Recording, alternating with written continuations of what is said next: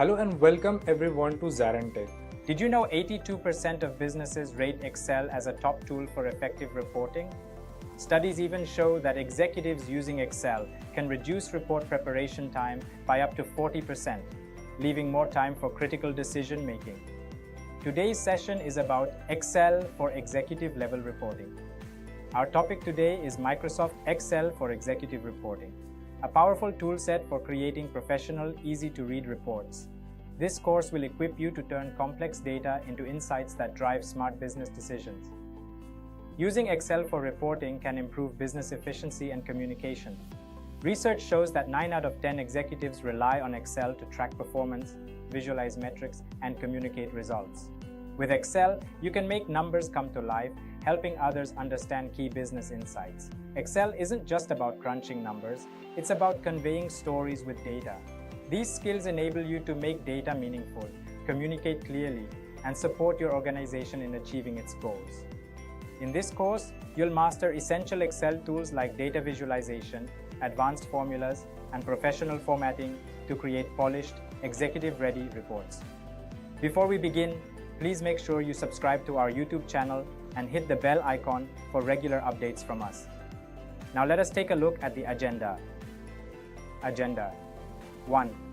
Introduction and Excel fundamentals. 2. Advanced Excel techniques. 3. Excel functions and final data preparation. 4. Introduction and data preparation basics. 5.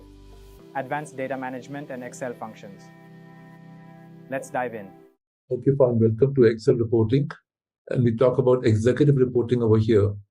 But the passage is going to be slightly different. It will not start with the reports right away. We'll cover the reports in the latter part, and then we'll work on the reports in the whole section. That's the file. Got the distributed data over here, some masters over here, and some data over here. The passage is going to be something like this. I'll just give you the passage over there, and then we talk about the application over here, and then we talk about the passage we're going to follow thereafter. We've got the stages of the data available. If I talk about Oracle, for example, or SQL Server, or Excel, or Access, these are my data houses. The typical RDBMS shows up over here. That is RDBMS, Relational Database Management System. That's here, here, and DBMS comes in over here. Excel is nowhere closer to RDBMS or DBMS in that case. Excel has got a data house available which talks about raw data and fine reports. But we work with Excel quite often, day in, day out, we work with Excel. Until the time our job is there, we'll work with Excel for our data needs. Big data is controlled over here or here. So these two talk about Relational Database Management System. This talks about DBMS, Database Management System. Excel is a little below this because we find raw data over here. This is maintained by end users. Because it is maintained by end users, it is logical to have the data spread around as per the choice of every user in that case. One, they will not know the technical way data has to be organized. Two, the requirements of the data will be quite prompt. Therefore, they'll always work with the data the way it is required, for example, and try to design the data based on their needs. Also design the data based on the customer needs. Also design the data based on internal managers or the stakeholders' needs. Therefore, the output of the data will change for the same file for different users. Output will be different. The file is same. Therefore, there's quite a challenge available there, how to present the report finally. There are some norms set up on the internet by some companies and by some other companies. If you try to combine all the norms together, there can be 100 norms available. But then we have to come up with some fine points available by which we can say, okay, fine, this kind of report should be looking nice to me, better to me. Same goes with PowerPoint. When we present the data in PowerPoint, there are hundreds of ways to present the data over there. But PowerPoint is a summary of the data. We're not talking about that right now. I'm just talking about the number of ways that can be there as per the user. If I talk about the DBMS, they have to follow a system in this case, RDBMS and DBMS, they have to follow a system in this case, but here there is no system available. So everybody's report is the best report, the way they like it, the way we like it, the way anyone else likes it. There has to be a standard available by which we can always create some kind of a report that will look nice. But before that, the collection of the data and organization of the data is very important. So first and foremost, we must see how these applications work on a surface level. We can't go into the detail of this. Even 2 days are not good for this understanding, because we're not going into the engineering of the database collection over there. We're not going to do that right now. Ultimately, we have to work in Excel, and we won't have the support of this engineering over here, because we won't have the support of that RDBMS over here. So why should I learn all these things available there?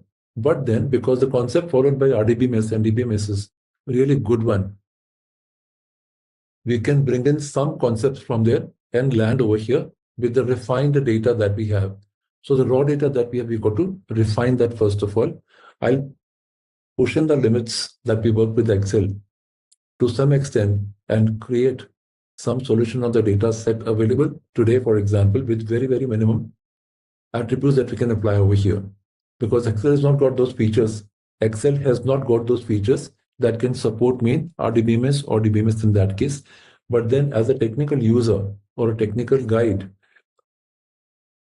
I can probably create some kind of data with the set technology available in Excel to give me refined data. So we create the fine reports based on our choices in this case. Our passage, therefore, is going to be to first of all collect the data properly and put that in one place. Let's clear this set over here. Before we go into that, let's talk to all of you a minute or two so that we can get the idea about this. What are we into in Excel day-to-day working, for example? All you have to answer is, what are you working with in Excel, for example? How many years of work in Excel? And do you use these options available here? Conditional formatting, data tables, pivots, and charts. I'd like to have the inputs on these available there so I can get the idea about what is your scoring on this. So I'll just create a small table over here. That is this one, for example. So we have conditional formatting, data tables, and that goes up over here. Pivot tables and charts. These are the topics we are covering right now. And we'll have the inputs on these. How well do we know these topics? Whatever the level of our learning might be, I'll be covering these topics in detail. We'll cover some more part of it. If I go for a little intermediate part on this, for example, we got something called very important tool called Power Query. Although we can't finish that in 2 days also, but we'll pick up some strength from there to build up our data in such a way that we can really organize the data very fast and very smartly in that case. So we'll try to compare what we can do here and here compared to Power Query. Power Query doesn't have conditional formatting available, but data organization is quite strong over there. So let me please have a feel from all of you one by one as to what is the level that we are working with right now on the scale of 1 to 5, for example, or simple talking, for example, how much do we know about data tables, formatting, query, pivot tables, and charts? How often do we work in these areas? So let's start with the first. Marilyn, can we talk about that? Hi, can we talk? So what's your call on data tables, conditional formatting, and these topics? Yeah. Hi, I'm always working with data tables. I would say at least 10 years. Conditional formatting, very not often. Power Query, I don't have experience with it. I work with pivot tables almost every day and charts as well. Okay. So I can. Okay, let's keep it like that. What kind of charts do you make in Excel? Just charts from the pivot table information. Okay, like your column chart and the bar chart and all that? Yes. Okay, fine. That should be okay. Thank you so much. Hi, Hi. So what's your call on these topics? Data tables, you can give me 2, conditional formatting 3, power query, no, I have no idea. Pivot tables, I can do it from the Excel pivot, like insert pivot, but I want to do with the formulas. So charts 3, I use bar graphs mostly. Okay. Yeah, it's a data table site like 4. Conditional formatting say 2, 0, 3, 1. Okay, that should be fine. Thank you. Yeah, hi. I mean, except, sorry, data tables and Power Query, I have no clue. Remaining all, I have basic awareness, like day-to-day, like pivot tables mostly I use. Remain conditional formatting, charts, randomly, like as need basis, I tried. But those are all basic. Is that fine? Should I place it like this? Is it out of 5, right? Five, Is five it? out of five. Yeah, Yeah. yeah. I will keep it as 2. You will keep it as 2. Okay, fine. Thank you so much. Reza Karim, can you talk? Thank you. Yeah, pivot table charts 2 and conditional formatting 1. Data Hi, table Reza. probably, yeah. Data table probably 2, conditional formatting 2, Power Query, I don't use it. Pivot tables 2, and chart 1. Okay. Yes, I would say just a moment. I would say for data tables it would be 4. For conditional formatting, 3.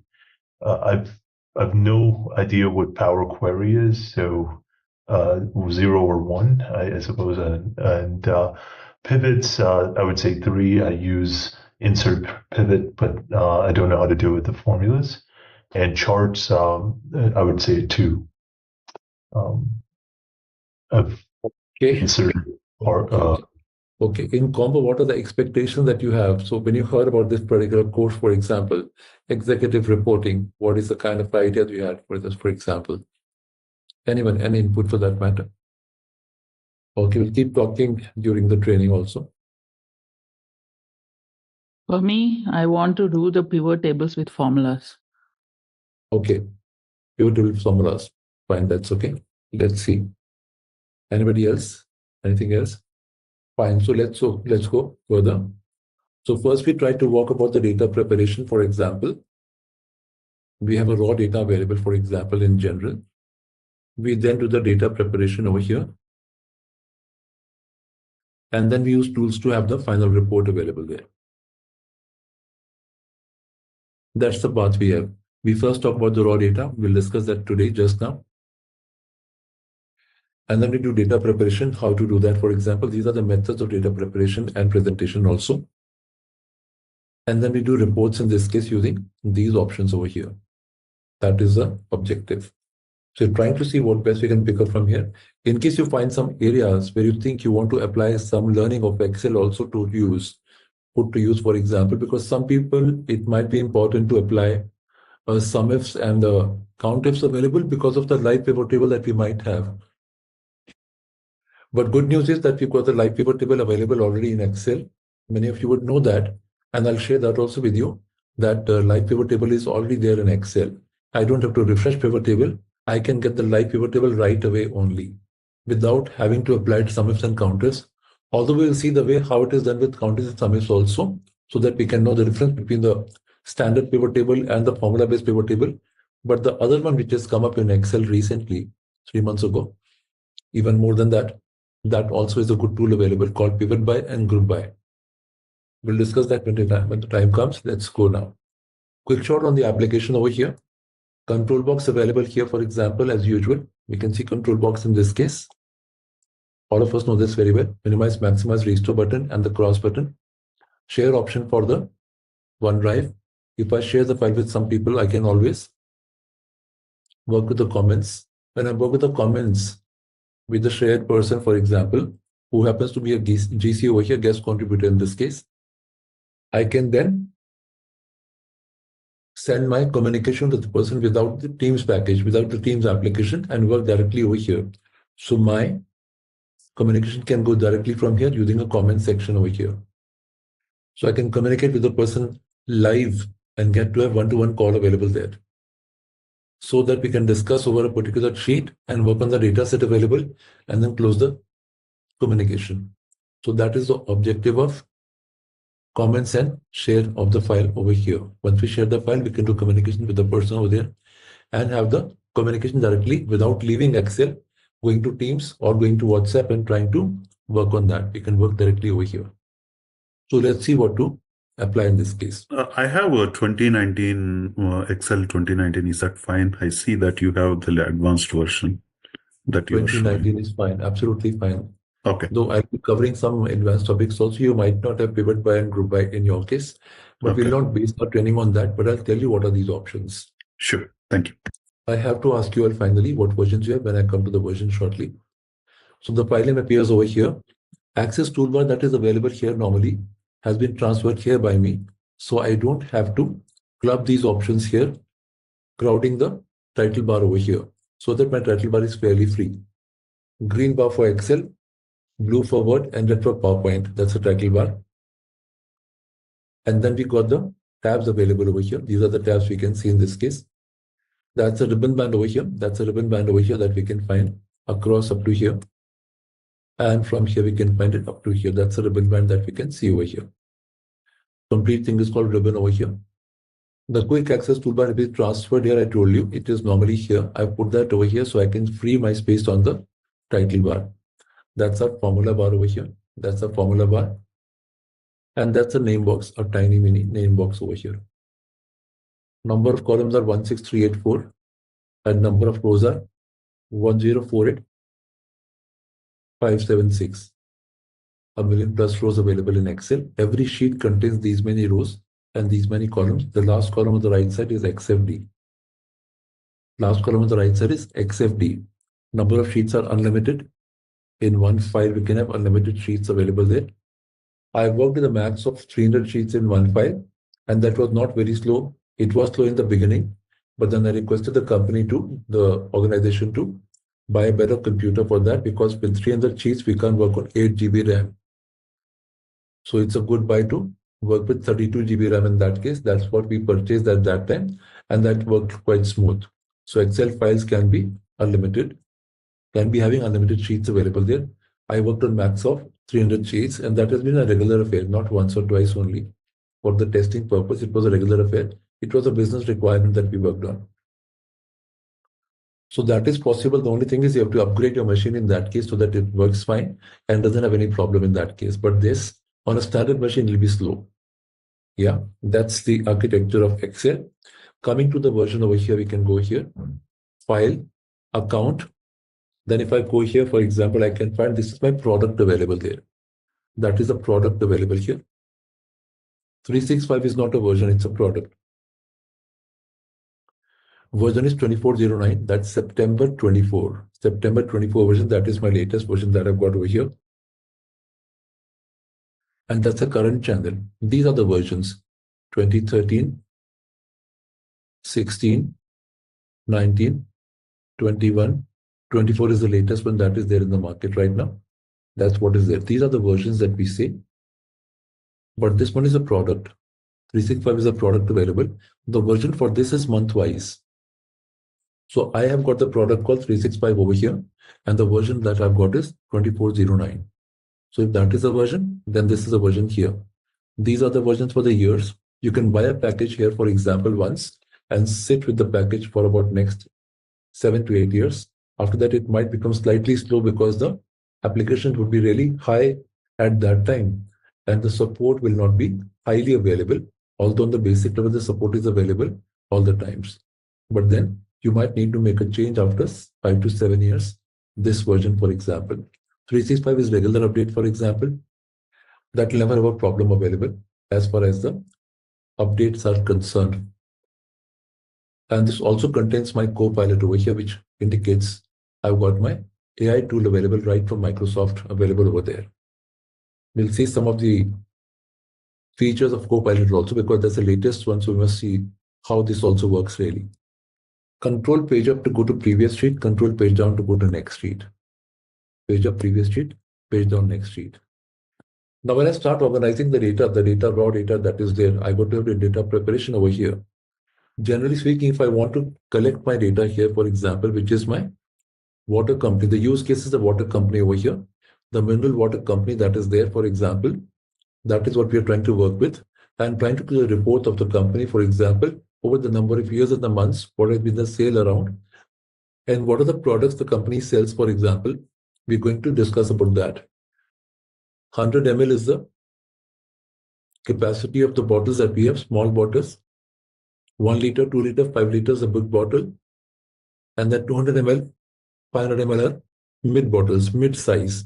These are small size, these are mid size, and these are large. Small units, small and medium, and large. They have a database available like that, and they had, it's a typical working that we did with the company over here. So they had big database available.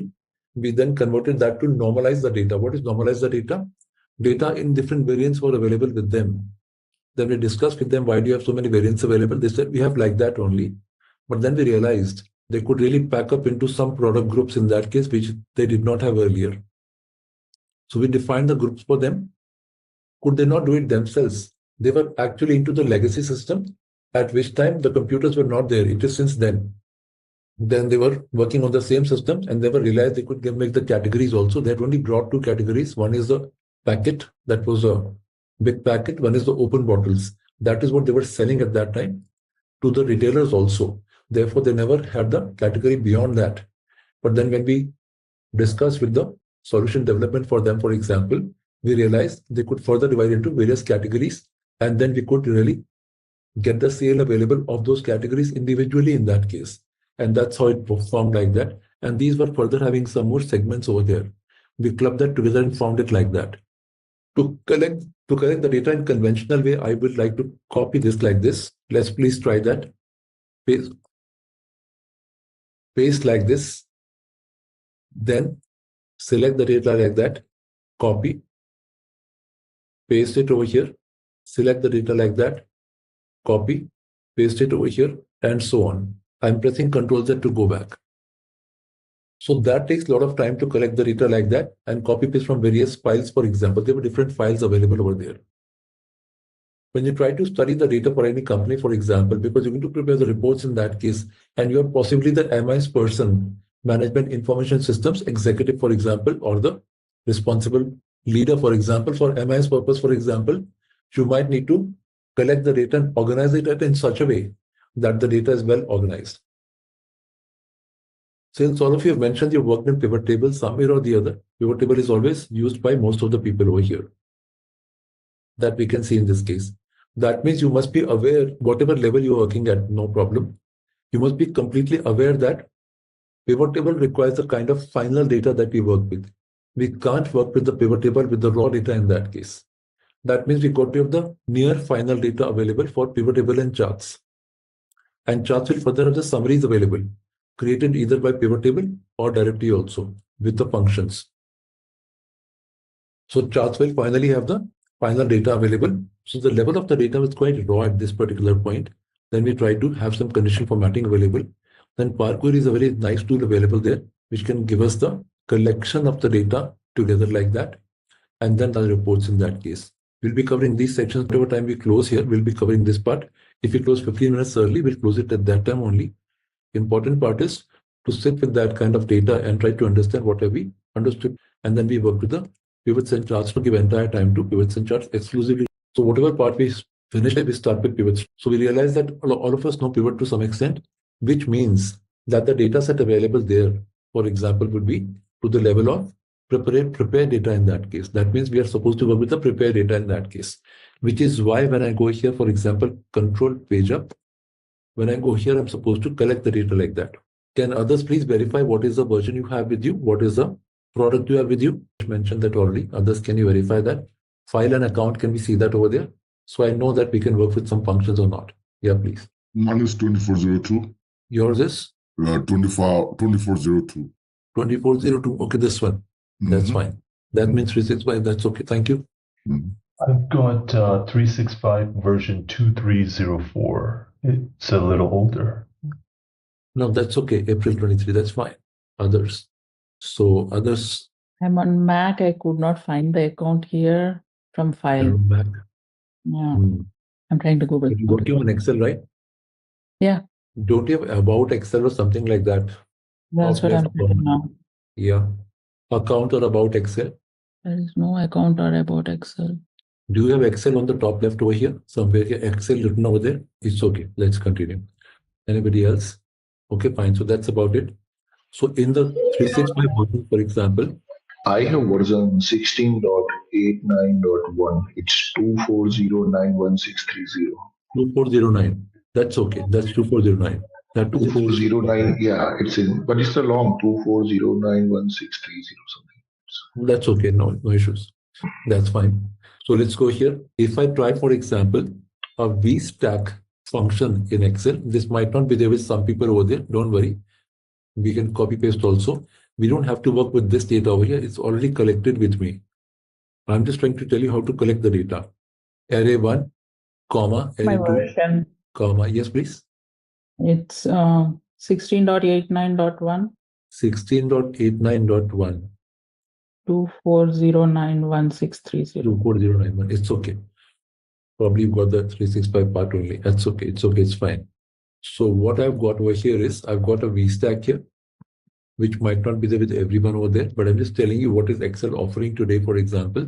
So I can collect my array 1 over here, comma, array 2 from here, comma, array 3 from here. And we can see the 3 arrays are collected over here. Close the bracket, enter, and we get the entire data like that. Can you see that? So that's the function that is there in Excel, for example, that guides me about how to collect the data from different locations vertically. We have a vertical stack available like that.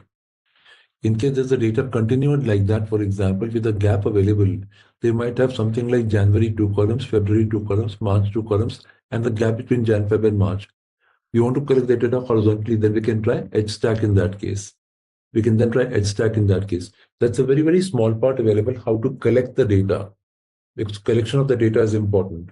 So I got to bring the entire data set into one file, for example, be it the other files or be it the other tabs or be it the simple tables in the same tab like this one. So I've taken one example from the same tab only. From same tab only, I've taken different tables over here, and that becomes one table over here. So our first part, as I mentioned earlier, is collection of the data that we need to talk about. We collect the data in the first place. Having done that there, for example, I can see the same data is available here also and here also. So that is there with you. Don't have to worry about in case you can't find the option to vstack the data. But that is the option that is available in Excel as of now. It's been about 2-3 years now. This option is available, by virtue of which we can collect the data and apply this over here. That's what we can find over here. Now, having done that over here, when the data is here, for example, I can see there are some dealer names. There's some product information over here. Some dealer names over here. Customer information over here. Now, that one is a quite well organized data over here. That is not the case normally. But as I mentioned earlier also, since I'm in the MI section, I have to really prepare the report for my stakeholders, for example, or the customers, for example. So I have to be really ready with my data. I would like to have the clean data available in that case. Whatever mistakes that were there, errors that were there, I have eliminated those and created the system by which I can find these data in a proper order in that case. So just in case you happen to have some mistakes in the data, for example, and try to find some errors in that case, let me tell you how to handle this now. So let's try to do a copy on this and work with this. So please copy this entire data. Control A now. Please press Control A, then Control C to copy. Bring down over here and enter to paste. Copy paste is Control C and Control V, but Control C and enter also. All right, let's test your knowledge. Here's a question for you. Which Excel feature is most useful for creating visually appealing and informative reports? Option A, pivot tables. Option B, conditional formatting. Option C, data visualization tools. Option D, macros. Take a moment to think, and when you're ready, choose the correct option. Remember, each choice holds a key to unlocking the answer. Good luck. Type the correct answer in the comment section. Hey there! Want to become an expert at reporting with data? Our Microsoft Excel for Executive Reporting course is here to help. You can take it at your own pace on our platform. In this course, you will learn all about using Excel to make smart reports. It is like a toolkit for turning raw data into clear, powerful reports that decision makers need. Our course covers everything you need to know, from basics to advanced tips and tricks. It is designed by experts who know Excel inside and out. Your teachers are pros with years of experience. They are here to help you understand and answer any questions you have. And don't just take our word for it. Our students love the course too. People just like you have found it super useful for work and career growth. Best part, it is affordable. This chance to build your Excel skills won't break the bank. Ready to become an Excel reporting pro? Sign up on our page now. And for more info, check out ZaranTech's website. So let's start the action. Let's go to the Masters tab over here. Pick up the data here, for example, Control C. Then click the cell over here. Try to keep the same address so that we can talk about the same address all the time. Click the cell over here. Press Enter to paste that over here. Please do it now. Having done that, for example, over here, suppose I go to the next one here, copy paste here, and say I set the target for 25 over here. And that is, for example, 30% plus, for example. So if I say equal to this plus, or I can say equal to this, multiply by 1.3, for example, that's about 30% plus. I double click that, for example, over here and get that. So please try this now. That's the formula I'm applying over here. I-22 multiplied by 1.3, that's 30% on the data that we have over here. So please try that now. If I go here, for example, like that, delete that over here. I want to create a copy like that. And if I do the copy like that, for example, I can just do one thing. I can even drag it. When I drag like this, for example, what happens? It will increment that over here and show me 25 automatically here. So when you have, for example, the data set available, which contains, for example, I can work on the data set. For example, if I try 2024 like that, for example, and try to drag it down, what will happen? It will just create a copy like that. The same way, if I try to apply, for example, and try the copy like that, for example, like this, it has a copy again. If I try north, for example, it has a copy again, as we can see in this case. It's got a copy again. But if I try, for example, April, for example, like that, and try to drag it down, I get the update available there. Same way, if I try, for example, the weekdays, I get the update available there. Same way, if I try the quarters here, for example, like that, I get the automatic update available, and that will change after 4, start 1 again, change that 4, start 1 again. So you can notice that the date features are incrementable. The date features can be incremented. Okay, so we see this over here. By default, when we work in Excel, for example, then what happens? In Excel, if I try to work, I mentioned that already to you, that if I try to work on the data, which is, for example, north, and I try to drag it, it'll just copy in this case. I say 25, it's a copy only in this case, and so on. But when I have the alphanumeric combination like that, for example, so if I say year over here, year is an alphanumeric combination over here, so I can try like this. And if I drag this now, it becomes a change in this case.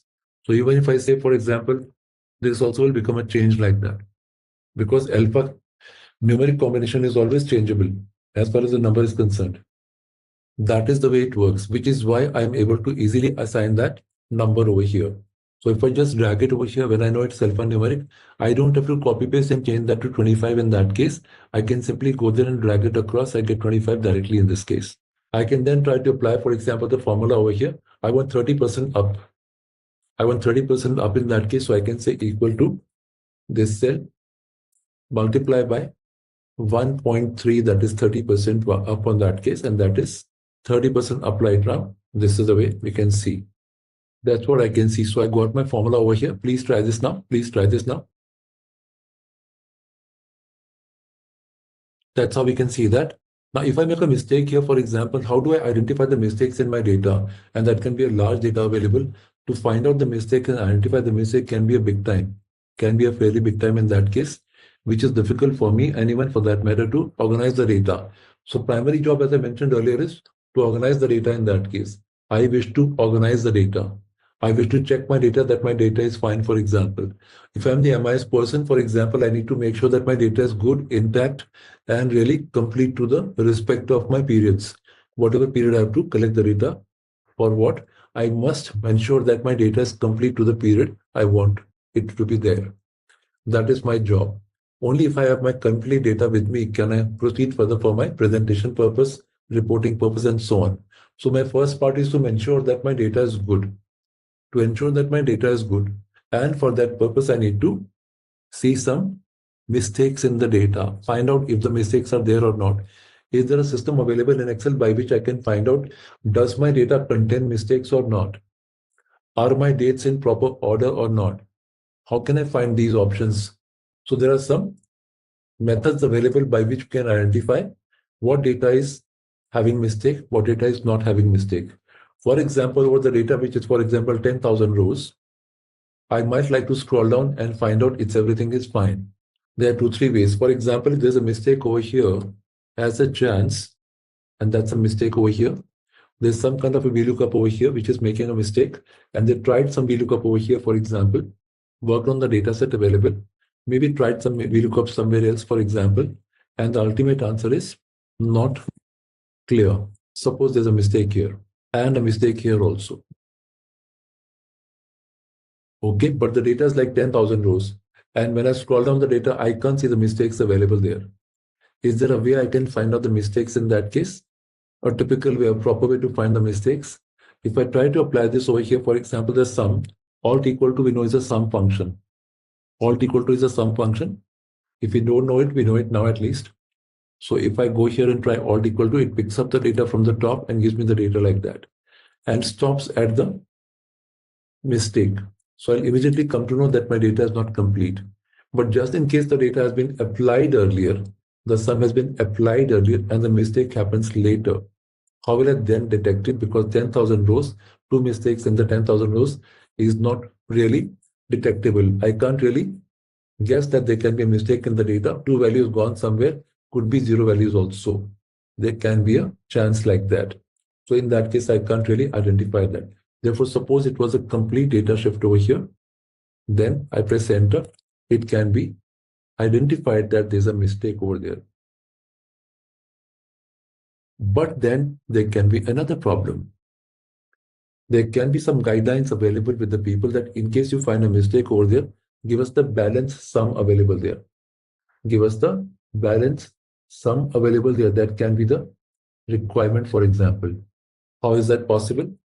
If I try the function called aggregate, for example, apply function sum, comma, ignore the errors, comma, pick up the data, and the sum appears right, I can miss out the mistake now. Because somebody's been smart over there, ignoring the mistakes, it is just been shown to me as a final answer over there. I will never be able to find out if this big value contains some error also or not. But there are some errors over here. Understood? So in such cases, I can at least write my sum function. But sum function, people can try to play a role on that as well and try to give the aggregate. Let's see what is aggregate. Let me show you that once again. So aggregate is something like that. In case you now want to try that, please try that. That's the way aggregate can work. Aggregate works like this. I apply aggregate over here.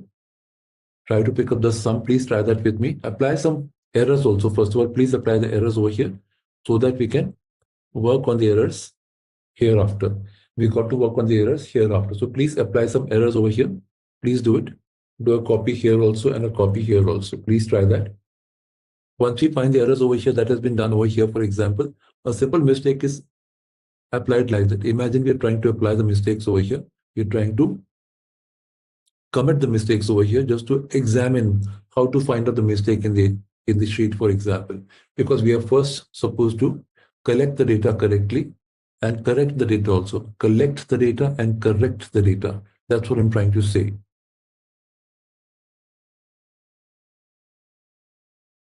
So let's try that. So in case somebody tries to apply the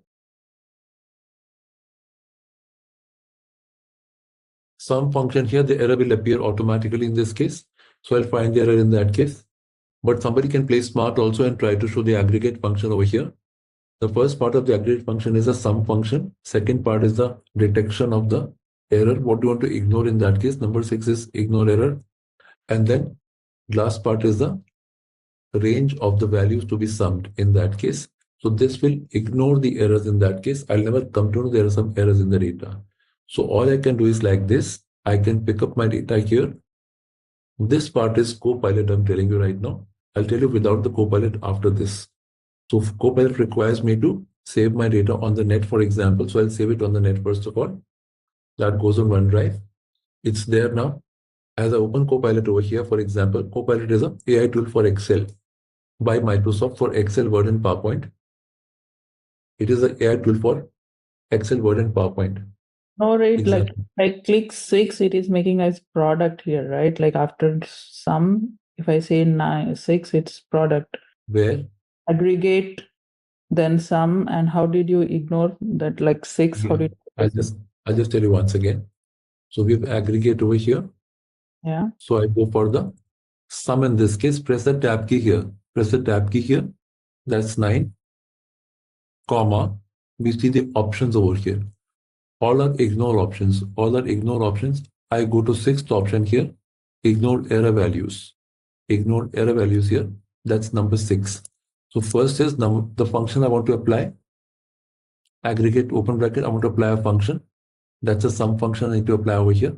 Press tab key to complete the function number, which is 9. Then we try to work with the ignore. What do you want to ignore in that case? To ignore, I can go for ignore error values in this case. Apply this over here. Number 6, comma, pick up the data set here like that and apply that over here. Close the bracket. That is what we need to apply. So please try that. Got it. Thank you.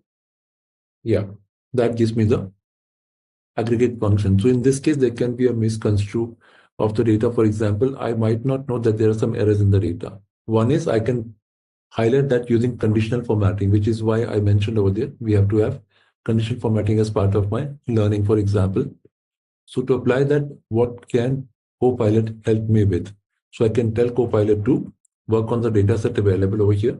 It's taken F21 to J32 automatically because my selection was here. And then I press this autosave on. Whenever I press the autosave on, if my data is in some part of the table, it will detect the table and show me the table selection over here. So I can now go here, for example, and say, highlight errors in the data. That's a Copilot working for me. That's an AI tool by Microsoft. I am working with it. I'm trying to say highlight errors in the data. Enter. And it has highlighted that. Shown me an example. That's the function applied. I say apply. Okay, fine. Now, if I want to see what is the rule it is applied, I can go there. Home tab. Formatting. Manage rules. And the rule applied is this one. Is error F22. F22 is right over here. That's our F column here. Starting from here, F22 like this over here. Okay, so let me show that to you. Control F1. That's a ribbon band. I can then go to condition formatting, pick up the manage rules option over here, and then display this option over here. Edit rule, for example, and that tells me this is the rule that is applied over here. Okay, and that's the color that is applied. Did you get to Copilot? To get Copilot, I have to go to 365 subscription first of all. I can then go to office.com. Office.com is a website of Microsoft. I can then go and pay the fee and subscribe from there. It's a paid version. If you create an account in Microsoft by going to this particular site over there, office.com again, for example. Office.com here, for example. Mine is a sign-in. That's why I've gone to the incognito mode. So it doesn't by default go over there. I have to sign in over here. Once I sign in, it's a fresh account, which is a Gmail account or a Hotmail account, doesn't matter. Once you sign in over here, for example, you get a lifetime subscription of entire MS Office on the net. Like when you go to Gmail, I have the access to Google Sheets also, Google Docs also, only by the Gmail account. Likewise in Microsoft, whatever account I connect my sign in with, the email account, for example, once I go into this, I get the access to host of other features which are there. For example, let me show you. So that was the first thing I had to show you. The second screen looks something like this. After I subscribe, for example, it shows something like this, and I get the access available. So once you have the access available, this is a lifetime access. In my case, I've even bought the services. So in my case, access is different, but you will find Copilot somewhere here. This is the one, Copilot here. You can use this Copilot free of cost once you subscribe inside that. In case you want to purchase, you can do this option. In case you don't want to purchase, you can keep it off, and you have the access to Sheets and your other apps available here, Sheets and Docs and Mails over here. You can always create the account here. This is completely free of cost by Microsoft over here. And you can get finally, you might not get the Copilot access right away. Once you go into the account, close the account, come back again, start using, you go to the apps over here, and within that you will find the Copilot also. You can search one also, and you'll find Copilot somewhere here. And once you get that over there, you can access that. Once you access that and start using it, it will start showing you right in the panel over here. In my case, it's a bought-out version, so it's available by default in this case. So we got to purchase it over there.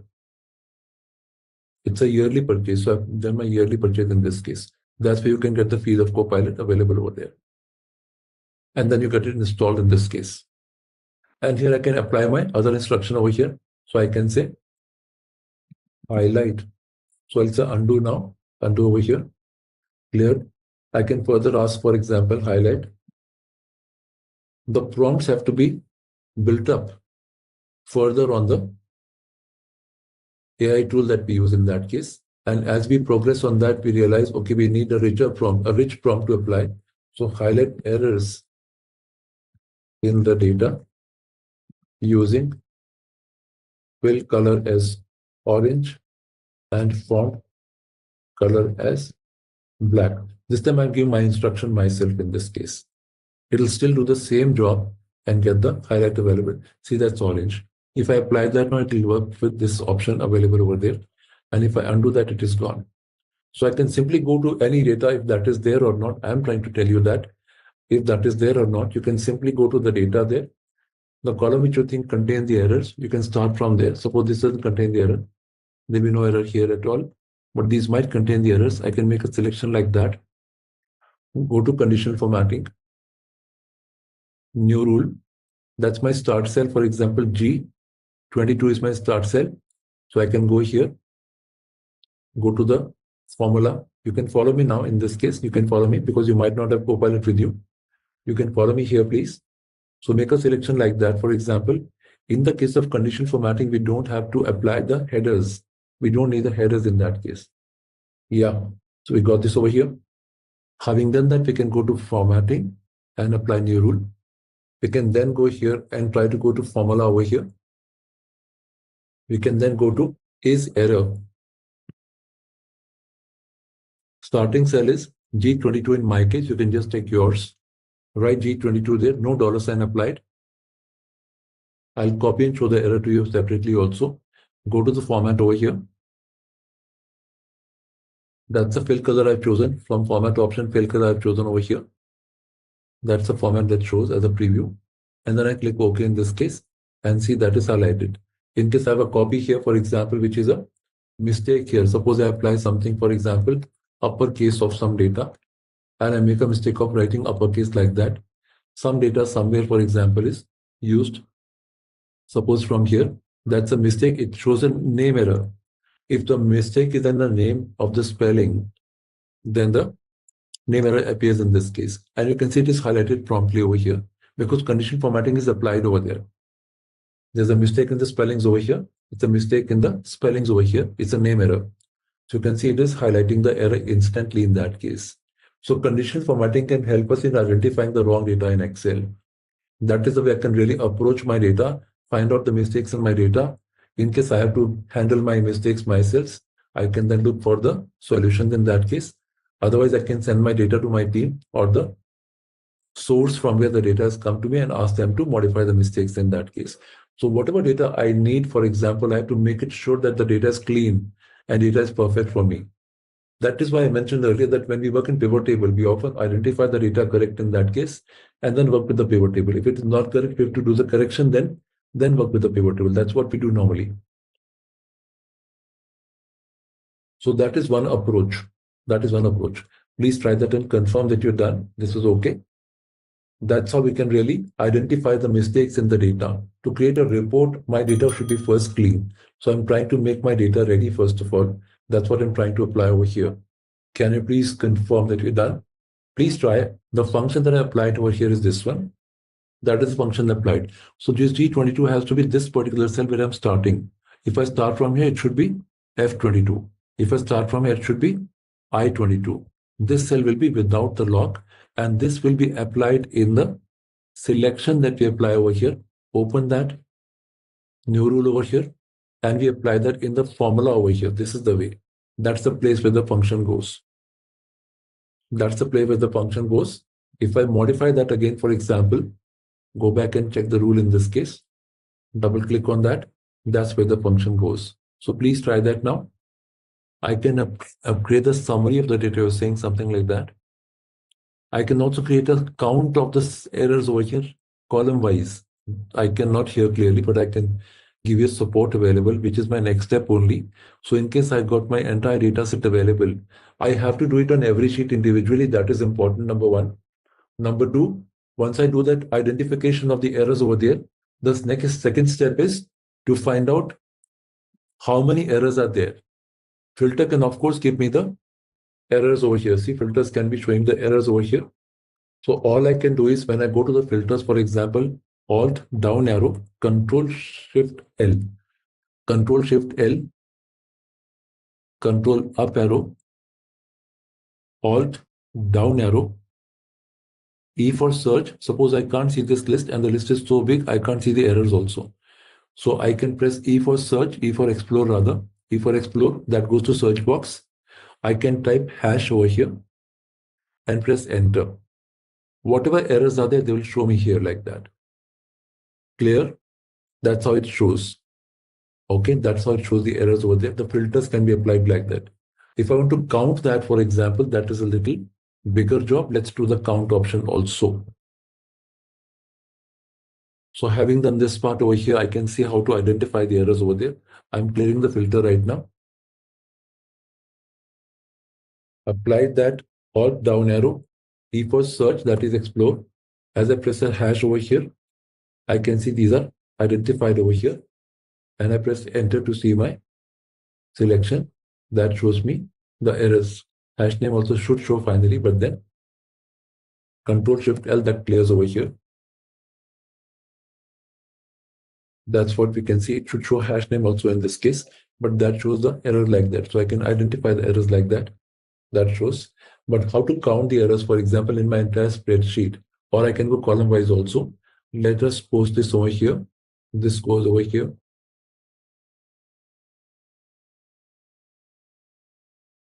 We can work on that subsequently and try to find out that over here. So going further, for example, I can see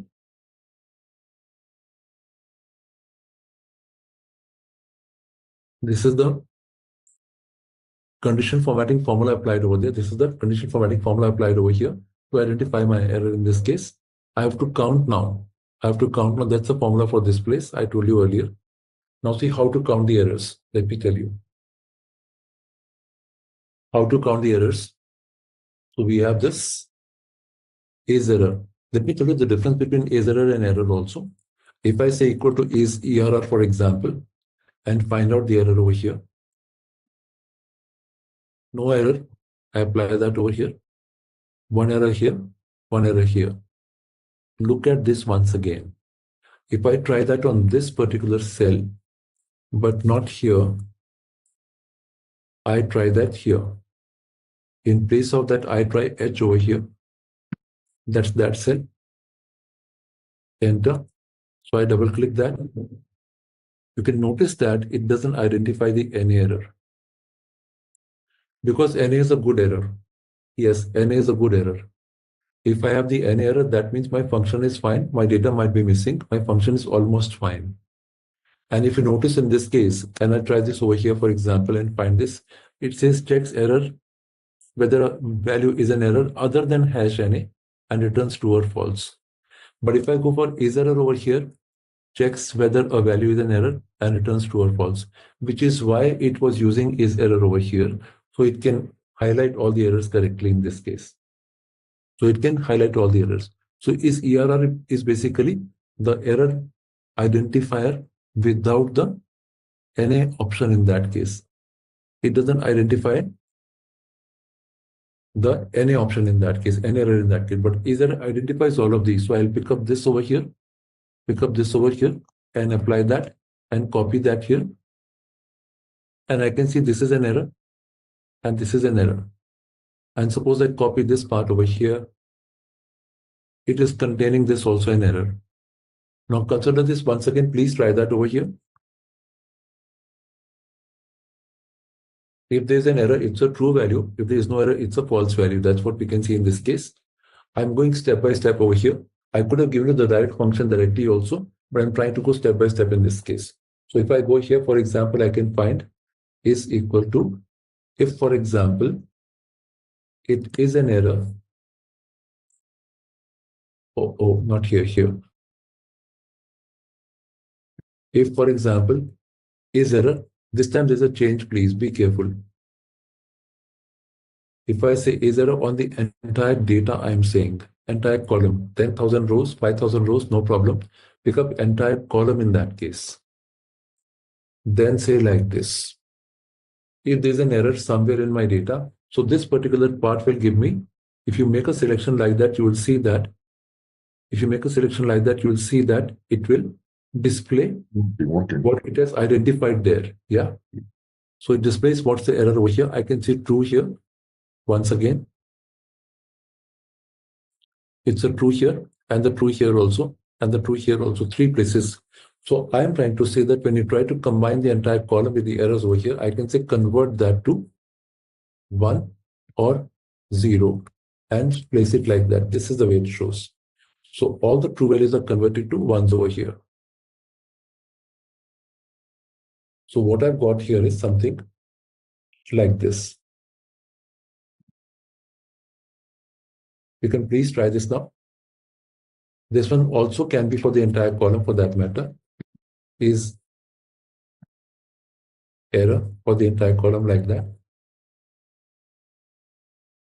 Is error, entire column, and you can see the same answer. Yeah, please.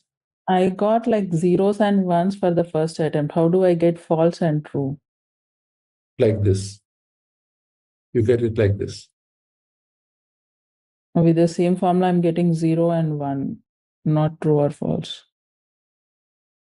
Okay. You can still try to apply this also so that the interpretation finally happens like that. Should be giving true or false directly in that case. Sometimes it gives you the other part also. Do you know about your Excel? Are you in the insiders Excel? Do you know about this, what I'm saying right now? Yeah. Are you part of insiders Excel? Do you understand what I'm saying? No. Then you know insiders Excel. You are. Okay. So that way it will show me this part over here. Nevertheless, you can try this once again and try to have this option available. We need this option to count the errors. Once I apply that over here, what I can do is I can just try to copy my entire function like that. Control C to copy that. Escape, go out and try this over here. For example, equal to sum. Control V to paste it over here and close the sum here. And we see there are 3 errors in the data. I can copy that and paste across and find these errors, 1, 2, and 3 errors. This is not the total of these errors. They are errors. That's why they're showing it like that. I'll post one more over here. That's 1 error. That's 3, and that's 3. So this one is finally this what I'm trying over here. That's what I'm posting over here in these columns ahead. I can post a combined one also, but I can then get my column-wise answers available over here. I can get my column-wise answers available here. To make my data clean, in that case, I need to identify what is my mistake in the data. How do you copy the formula?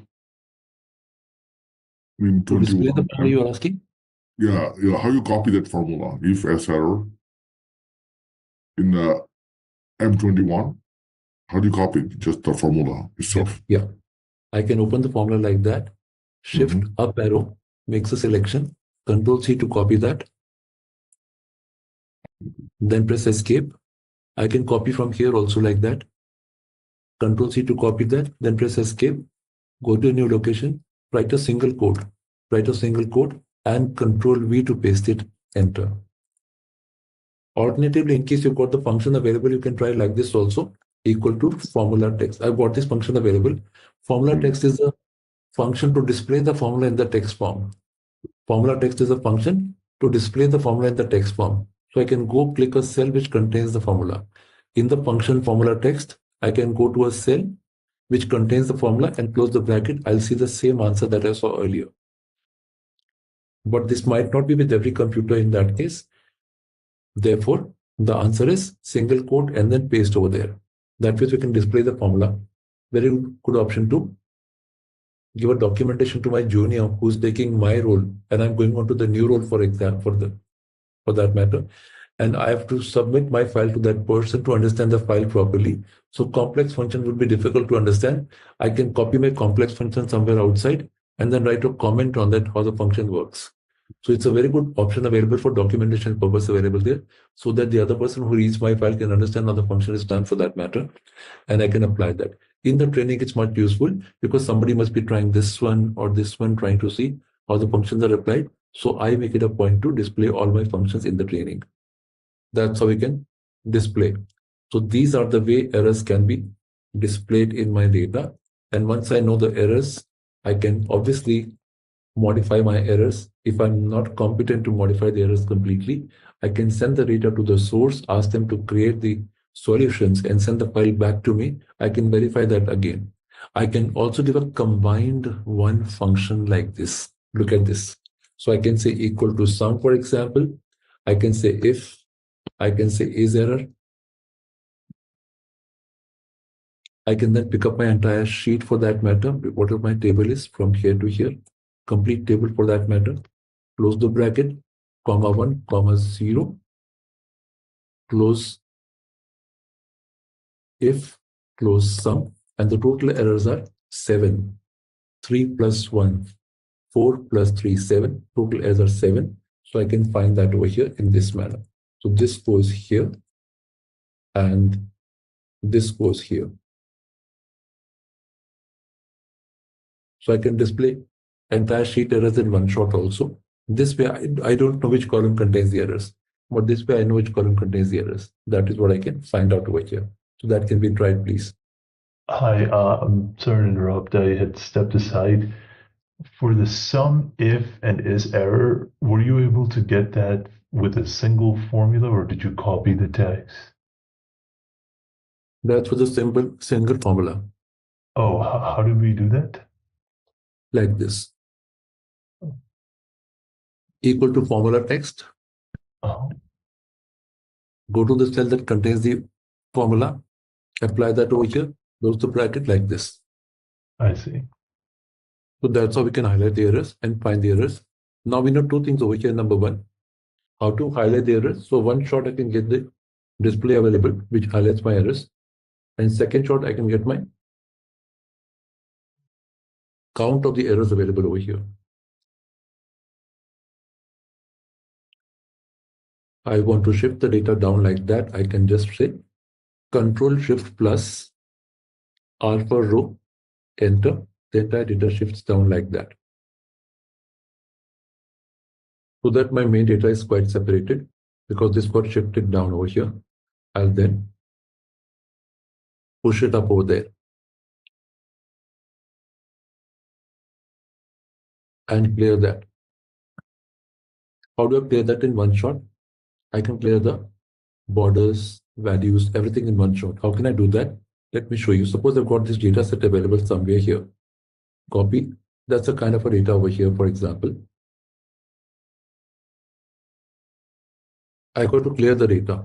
If I do that like this, for example, delete, then I try the borders.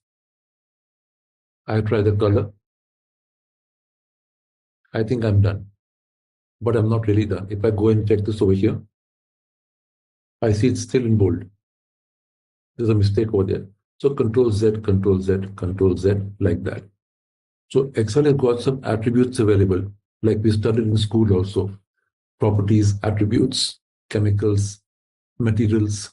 There are some attributes. Excel has got the attributes available. For example, these are the attributes.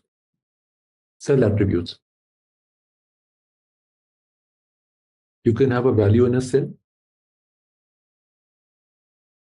Value in a cell. Formula in a cell. Then we can have border. We can have color. We can have link. And we can have style. Style is bold, italic, and so on. These are the attributes of Excel that we can have there all the time. If you want to erase all attributes over here, I can do one-shot answer in that case. Erase all attributes is something like this. So that is Alt plus E, then double A. That's the option. Erase all attributes is Alt E double A. Erase all attributes, Alt E double A. So if I try that here, for example, like this, Alt E double A, it's gone. If I try and check this now, it is normal. See, it is normal. So one shot answer for the entire data clearing. Erase all attributes. One shot answer for data clearing in that case. That is what I did here when I tried to clear the borders over there. I rather depended on the shortcut erase all attributes. Everything is completely cleared. I might not be able to delete the column or the physical row over there because the data can be around somewhere in the spreadsheet. So it might not be possible to delete the entire column, entire row in that case. Physically delete from there. I have to delete the section of the data. This one is equal to this option, Home tab, clear, clear. This is the same option. This is the same option that I told you just now. It's available over here, but the shortcut for that is erase all attributes.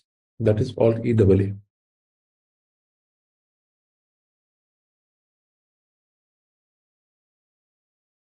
So I hope that is done. That's how we can do it. And apply the data. That's my data checkpoint, for example. Apply the data check like that and work with the data set available there.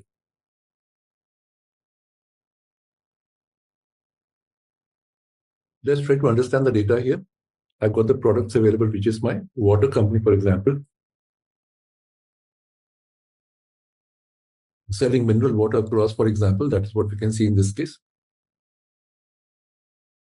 Small units, medium, large, small units, and large again.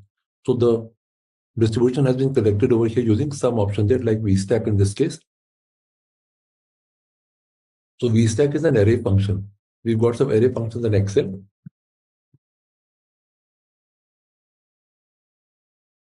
Array functions return multiple answers with one answer, with one check. If I apply a sum here, for example, what do I get? I get one answer.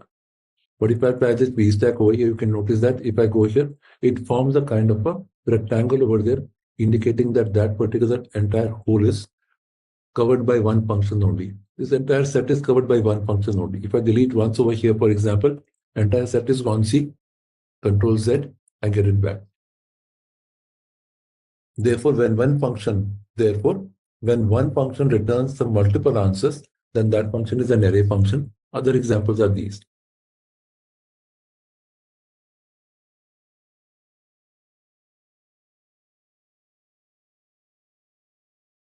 And so on. There's some more over there. These are the examples of array functions. So VStack is an array function because it can return multiple answers.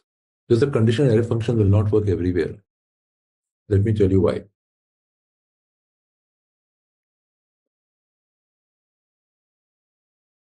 If I happen to give a serial number here, it might not appear correct in that case. Suppose I give the serial number here, assuming that my number is on the left side over here. Okay. If we give sequence over here, for example, so these are 11 records over here. If I write 1 and then 2 and then make a selection, I can make a selection like that and drag it down like that. Get that done over here. How can I center line and apply the borders immediately for that matter? I'll tell you that after this. But the important part is when I have a sequence here, for example, suppose that was here, assume that was there, okay? In that place, if I want to apply, for example, a sequence over there, it will very much work over there. Sequence, 11, close the bracket, enter, we get the numbers available. So why do I have to press 1, then 2, then double click 1 and 2 together and get the numbers? I can get my sequence so easily like that. The point is, array functions cannot work in the table which requires sorting, for example. So if I applied my array function here, I should be very much sure that I don't have to sort my data again. Because if I sort my data again, then Chicago will appear somewhere here, Denver after that, Boston much above that, New York somewhere over here. That's what we'll see in that case. Because of that, sequence will go down with New York in this case. And because of that, sequence will start plotting the numbers out of the table because it'll start from here. This is why when you try to apply the array functions as part of the table, you can't sort the table like this. If I go and sort the table now, for example, it stops me. You can't change part of an array.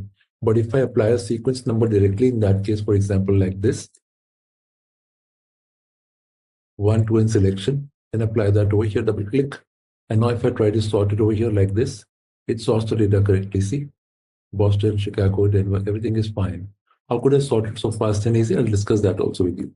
So the point is, when you try to work with the array functions, you can work with the array functions, but if you try to combine the array function with the table available there, then you can't sort the table. I cannot sort the table. That's important to realize over here. So I'm closing on this part available here by using what function? The shortcut Alt-E-AA. Alt-E-AA, one-shot answer for my clearing the column in that case. I don't have to do number of times in that case. I can clear all my attributes in one shot in that case. That's a sequence function working your play in this case. It can work something like this, equal to sequence, say 10, for example, I get 10 numbers here. If I say 10,000, for example, I get 10,000 numbers over here. So sequence can give me instant numbers available there. Instant numbers available over there. That's what we can find. Let's close with 10 only to see the example that it is there. Next, I can try the array function. For example, we are going back to the other part also. Suppose I've got my data set available here. Normally what we do is, I'm just showing the example of array function. Copy the data here, paste it over here, then apply the data, apply the remove duplicate option over here, and then work with this. Or I can try something like this. Let's expand. Equal to unique, pick up the data here like that. That's a series. Close the bracket. Format is not copied, but the data is quite perfect. There we are. So unique function gives me the direct answer available there.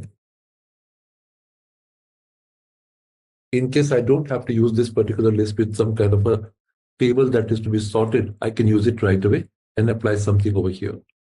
Some kind of functions extra over here, like summary for that matter, apply that over here.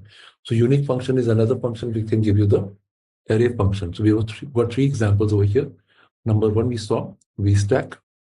Number two, we saw sequence. And number three, we have seen the unique function here. There are three examples of array functions. Just to mention that, what is an array function? That's what I'm telling you. That's what the array function is for that matter. So those who've got the function can please try that over here right now. Unique is what will give you the unique answer available for the entire column. Sequence gives you numbers over here, and so on. And unique gives you unique values here. That is the data preparation that we're doing over here. Hey there!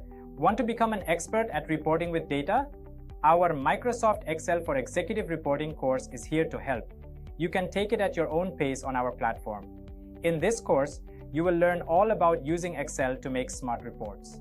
It is like a toolkit for turning raw data into clear, powerful reports that decision makers need. Our course covers everything you need to know, from basics to advanced tips and tricks. It is designed by experts who know Excel inside and out. Your teachers are pros with years of experience. They are here to help you understand and answer any questions you have. And don't just take our word for it. Our students love the course too. People just like you have found it super useful for work and career growth. Best part, it is affordable. This chance to build your Excel skills won't break the bank. Ready to become an Excel reporting pro? Sign up on our page now. And for more info, check out ZaranTech's website. Now going further, for example, we have seen how to identify the errors over here, and we can see how to work with this. What is normalization of the data? If we talk about the normalization of the data, is basically reducing the data to smaller chunk of the data so that the excess data can be reduced. Or we can create, for example, the presentation of the data in such a way that we have combined one single file available there, because for Power Pivot Table and for Power Query and all that, we need to apply that combination of the data available, so that data works as a one concise data to us. While we normalize the data, we also establish some kind of relationships over there so that we can get the data from different areas and try to apply those over there. So we have done the identification of the errors, plus we've seen some more tools available to see how can we clear the data, how can we count the errors, what are the array functions, and we've seen that all these available here. Now, if I go to the data set here, for example, if we see something called data tables, as I mentioned in my path earlier, the path I mentioned earlier, the passage you have to go through, we need to discuss about the data tables. Before we go to the data table, I must tell you something over here, that if I've got my sum available here for the targets, for example, and pick up the sum like that, I can see it is showing me 1360,000 over here. But if I try to add something here, for example, suppose I put that over here, put that here only, and apply something like value here. You can see the tag appears, but the update doesn't appear. The tag appears, but the update doesn't appear over here. So if I clear that now, the tag goes off. Now we study the data table features now. We study the data table features now to see how that really works and allows us to work with that so that we can use that strategically over here and make the best use of the data table features available over there. How can you apply that? The session detail that you see and the material that you see is based on the global way that we conduct the training, but we keep on tuning that to the latest needs for that matter. So you might find certain things new over here, which are more relevant to today's world and today's world of computing also, which is why you might find something different here and different over there in the session. But this one is the latest update that I'm sharing with you so that you know how to work in this case. To define a table as a data table, we need to go to Home tab, apply Format as Table and apply our table, anything from here. So please go to select a single cell and apply table. I will tell you one more option over here. These features do not require entire table selection for use. Sort, filter, subtotal, pivot, chart, and data table. So these features do not require entire table selection for use. If I go click a cell over here, I can sort my data instantly. And these are the features used for reporting purpose. Any report that you create, you have to sort, you have to filter, you have to apply subtotal, you have to apply pivot and chart. And data table is the base of all. We're starting from here. We'll then go to these options subsequently and reach out over here. We're starting from here. So as I go here, for example, I define a table over here, for example. So please go to the dealers table here, and go to the Home tab, apply Format as Table, and work on any of the format that you want to apply. Suppose I pick up green only like this and pick up this over here. It takes the entire table automatically. See, I did not select my table. I clicked the cell only, and it has taken entire table automatically. Pivot table also, you don't have to select entire table. I'll show you that when we go to pivot table. So when I go to select my table over here, I can see that my entire table is selected automatically over here. It's important to define this here because later when we try to work with a pivot table, it is easy to access my data across the worksheets. It is easy to access my data across the worksheets. So I click that over here and see that my table is defined in this case. I can then go to the table design option, clear the filter buttons over here. The filter buttons are cleared and define the table name like this. T for table, dealers in this case. And press enter. So please define that now.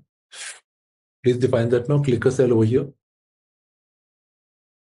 Go to the home tab, apply format as table. Apply format as table, please. We worked on the data quality. We can't neglect the data quality over there. We worked on the data quality just now to make sure that the errors are not there. These are the common pitfalls in reporting. We've covered the data quality just now and seen that my data is completely correct. Assuming that my data is corrected over here and I've seen the data here, that's what I see. Data table is defined. So please define that here also and go to the home tab, format as table. The shortcut is Control T for that. If I go click here, Control T shows me the shortcut. But the point is in this case, the format is taken automatically. If I click OK now, the format is taken automatically. So I'm pressing Control Z. I want to define my format myself. So I don't try Control T. Control T is the option here. Format table. This is the format table option, Control T. This one is the same as this option here, format as table. Both are same. So this option goes directly into the formatted table in that case. I don't want to format my table for the alternate rows in that case. I want to go to home tab only and then work with format as table here. Let's try this again. This time it is products over here. So I can click OK. Go to the table design. Uncheck filter buttons. Then T for table. I'll apply products over here. Enter. Let's do it. Let's apply that. And you will notice that we get a kind of a symbol over here indicating my table ends over here. I can really go to the symbol which is expandable and try to expand the rows or the columns as per my choice. But I'll leave it over here. So I can really expand the column or the row like that as per my choice. But I'll leave it over here. So this one is called design, T products, T for tables. This one is called T dealers. And if I go to my formulas tab, go to name manager, I can see these are defined over here. They were not there earlier, but now they are there. As you can see, there are only two options in this case. As I add more, I'll see more options there. This one is which option? Formulas tab, name manager. Name manager contains my names over here. Range name, table names, pivot table names are all applied in this name manager. So I've got this option and this option. Let's go to customers, apply that as well. Home tab, format as table, apply this over here. Taken, clear the locks. T for table, T customers, enter. I can then go back and check my formulas tab, name manager, and see that the three tables are defined over here, alphabetically ordered. So this can be capital D. That's okay. That's what we see over here. It is not necessary to have capital D. You can have all lowercase also. But I'm just trying to keep a convention over there so I can follow the convention like that. That's what I can find over here. Close it now. I've got three tables defined over here. There are some benefits of the table. Let me tell you the benefits. You can notice that my data is scrolled over here, is scrolling over here, but my freeze panes is applied. So when I scroll my data, I can see my top row is freeze panes. Top row is freeze panes over here. So please go to A2 and apply Alt W double F. That is freeze unfreeze panes options. So the option for freeze unfreeze is Alt W double F. Unfreeze panes or freeze panes is Alt W double F. So we go here, click a cell here and try Alt W double F. If you scroll now, you can see entire sheet scrolls up. How to apply the lock in that case? Again, go to the location which you want to show. For example, the row that you want to show, select a cell below that. Suppose you want to select over here, Alt W, double F. You can see the scroll happens from here. So I can see my fixed table available there with the headers in this case. But I clear it now, Alt W, double F, clear it now. I can see everything is scrolling fine. So please try that. Clear the freeze panes. Please clear the freeze panes. Kindly confirm that you have done this. Got the 3 tables available over there. In case there's a doubt, please tell me. I'll redo that for you. I'll redo that for you. That's what we have over here. Now, what are the features of data table? If I click on a cell like that in the table and scroll up, you can see the table name. The column headers appear over here. The column headers appear over here. If I click outside, I can see ABCD back again. If I want to know what column is what address, for example, I can click outside to see the address of the column like that. But if I click inside the table, I can see headers over here. Same, I can see headers over here. Same, I can see headers over here. But outside, I won't see. So in case I've scrolled my table upwards, I can then check my headers over here because that's part of my table. So I don't require freeze panes. I do not require freeze panes at all in that case.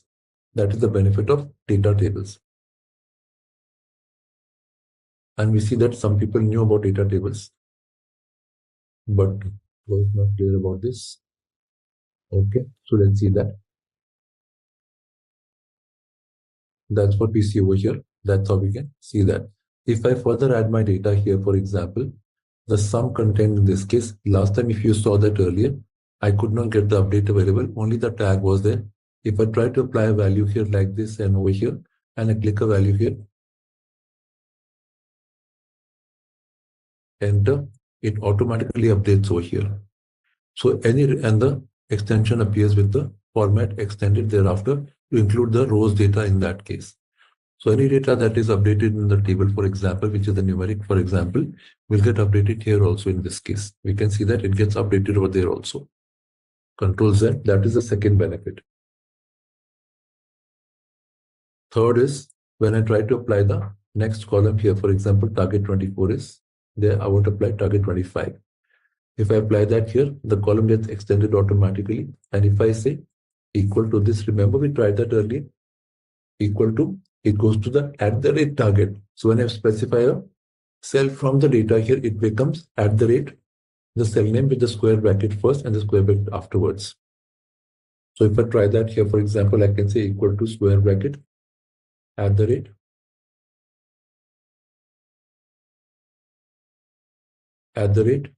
it then shows me the options available. I can take target 24, close the bracket here, multiply by 1.3, 30% increase.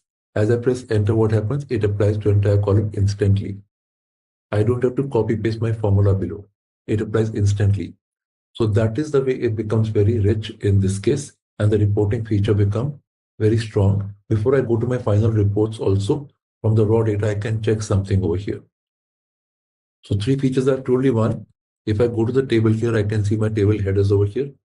2, if I add the row, I can add the row here. Automatically, the related functions will get updated. 3, when I add a new column here, for example, a single formula can work the role. And when I press enter over there, it shows the column completely with the answer over here. That's about defining the table names over here. Let's go to work with the real data now and see what are the transactions available there. And on that, we are supposed to apply some VLOOKUP and all that to pick up my data, to complete the data in one set, for example, and be ready for pivot table reports, subtotal reports thereafter. Okay, so let's go to the other sheet now, that is control page up. Control page up over here, we go to the previous sheet. In this case, that's the sheet I'm talking about, data sheet. So please go to the data sheet now. That's the sheet I'm talking about over here. Now I need to do an exercise over here so that my data is complete. For example, I want the month, I want the year, I want the region available based on the dealer code. This contains, for example, north, south, east, and west. Second character is north, south, east, and west in that case. That's what I can see over here. So as I work here, for example, I can go for defining the table first, for example, like this, like we did earlier also. Home tab, format as table, pick up the table again, apply that over here. Control Shift L, that is done. So I can define that as table define, filters cleared. Define that as T data, for example, or T sales or T transactions. I'm defining T data, for example, press enter, is defined. If I go to find my name manager, that's Control F3. Name manager is Control F3, so I can find my name manager instantly in that case.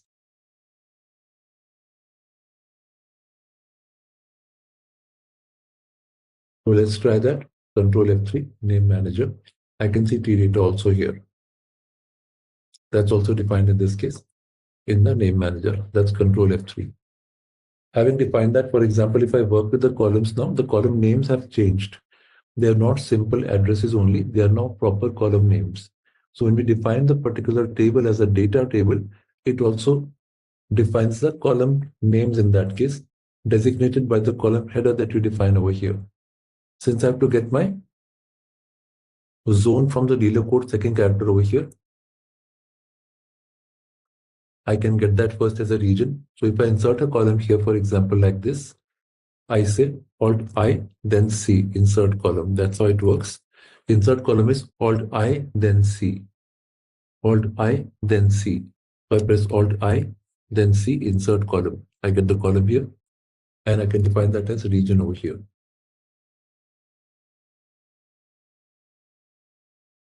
Now, when I work with the data set here, because I want my second character here, and that is to be examined every time. So I go to examine as second character here. The mid function will work in that case, along with IFS. Along with IFS in that case, mid function will work. How does IFS work? IFS is like a nested if statement over there. IFS is like nested if statement over there. That's what we can find in that case.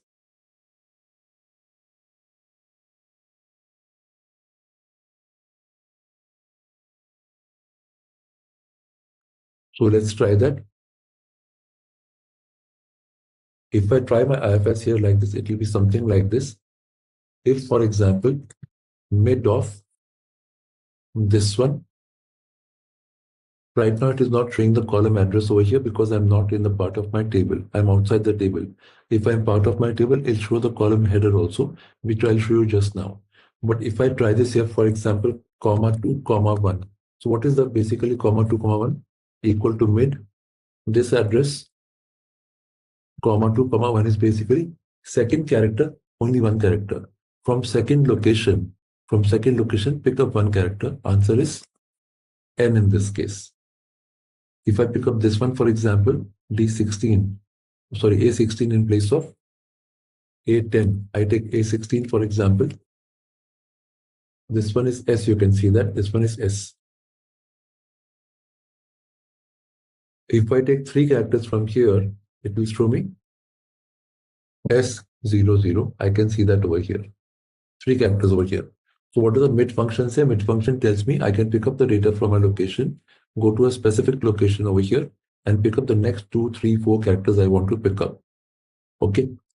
Or I could have done left function also. Left function, because D is common across, I can say left side, pick up 2 characters, check for DN or DS or DW for my north, south, and west. So this is the way mid function can work. Therefore, I apply that inside this statement. IFS, for example, mid.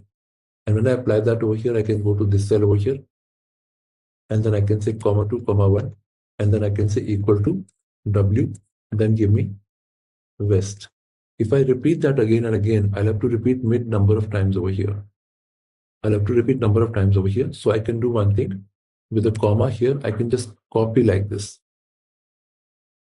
Control C and paste it over here and make a change that to W to E and this one to East, for example, like that, and so on. That is how this will work. So to avoid confusion, I've told you the answer over here as one example.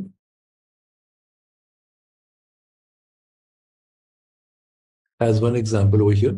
As we go further, for example, it will be example 1 over here. But if I go here, this system will change. So let's try this example now as a base of this example. So if that is W, I give West. If that is E, I give East. So let me try that here.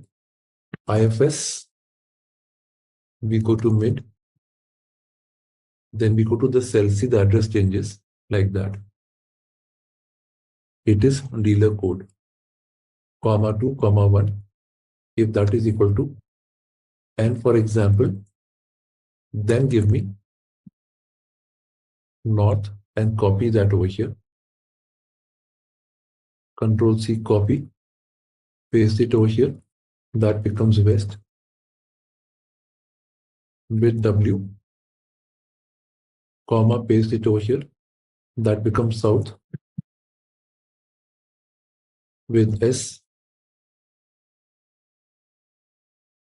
and then comma, paste. That becomes east with E. Close the bracket, enter, we find the entire data copied over here. That's the one short answer for the entire data, and we get such a big answer there. We can reduce the answer. That is the way we can work. We can reduce the answer because my repeat is happening over here a number of times. So I can pretty well work on this formula, something like this. If this particular part, for example, is copied over here, and then I apply that here, a let function. Let function says what is the name you want. I want region to be checked. What is the full form of region? Full form of region is this. Complete mid function over there. And then apply that over here. We close this over here. This part now requires region to be replaced everywhere over here. That's a region. That is a spelling I'm carrying over here. So copy. I could have done that earlier also, but I'm first telling you the structure of the function to be compared. So this becomes fairly small. You can see that over here. Because you reduce the size of the formula also to reduce that on the entire set for that matter, and that works absolutely fine. This is the final function that you can see over here. That's what I've provided over here. This is the function. You can try that. So let will declare a variable which casts the value here. I'm casting a variable here. I'm casting a variable here that contains RGN, that is RGN, that contains the value of this expression over here that goes over here. And wherever I need that mid function, I'm using region over here easily. So in one particular function, if in case you require one particular expression number of times, you can then declare that using a let function. So first part of let function is what? First part of let function is a variable. Second part of let function is expression. Third part of let function is the function itself. And the function can then use the variable inside that whenever required. Close the function, close the let statement. That's how it works. So whatever expression is supposed to repeat in my function, for example, thereafter, I can announce that as a variable name here, giving a kind of a name to the expression. Then use that variable name number of times in the function. The work reduces and understanding is so much more easier. This has been assigned to this particular keyword over there, and this keyword or variable is being used here number of times. That becomes fairly easy. So please try that now. Please try that now and see that it is done. That's how it works. It works on 2019 also. In case it doesn't work on 2019, we'll then work on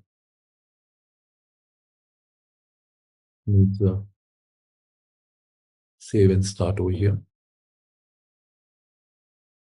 Yeah, here we are. Then save it. So we have this. I'll use a formula text from here that will work in this case. And we'll get a region over here. It works like this. Let me zoom in a little. region, mid, this one.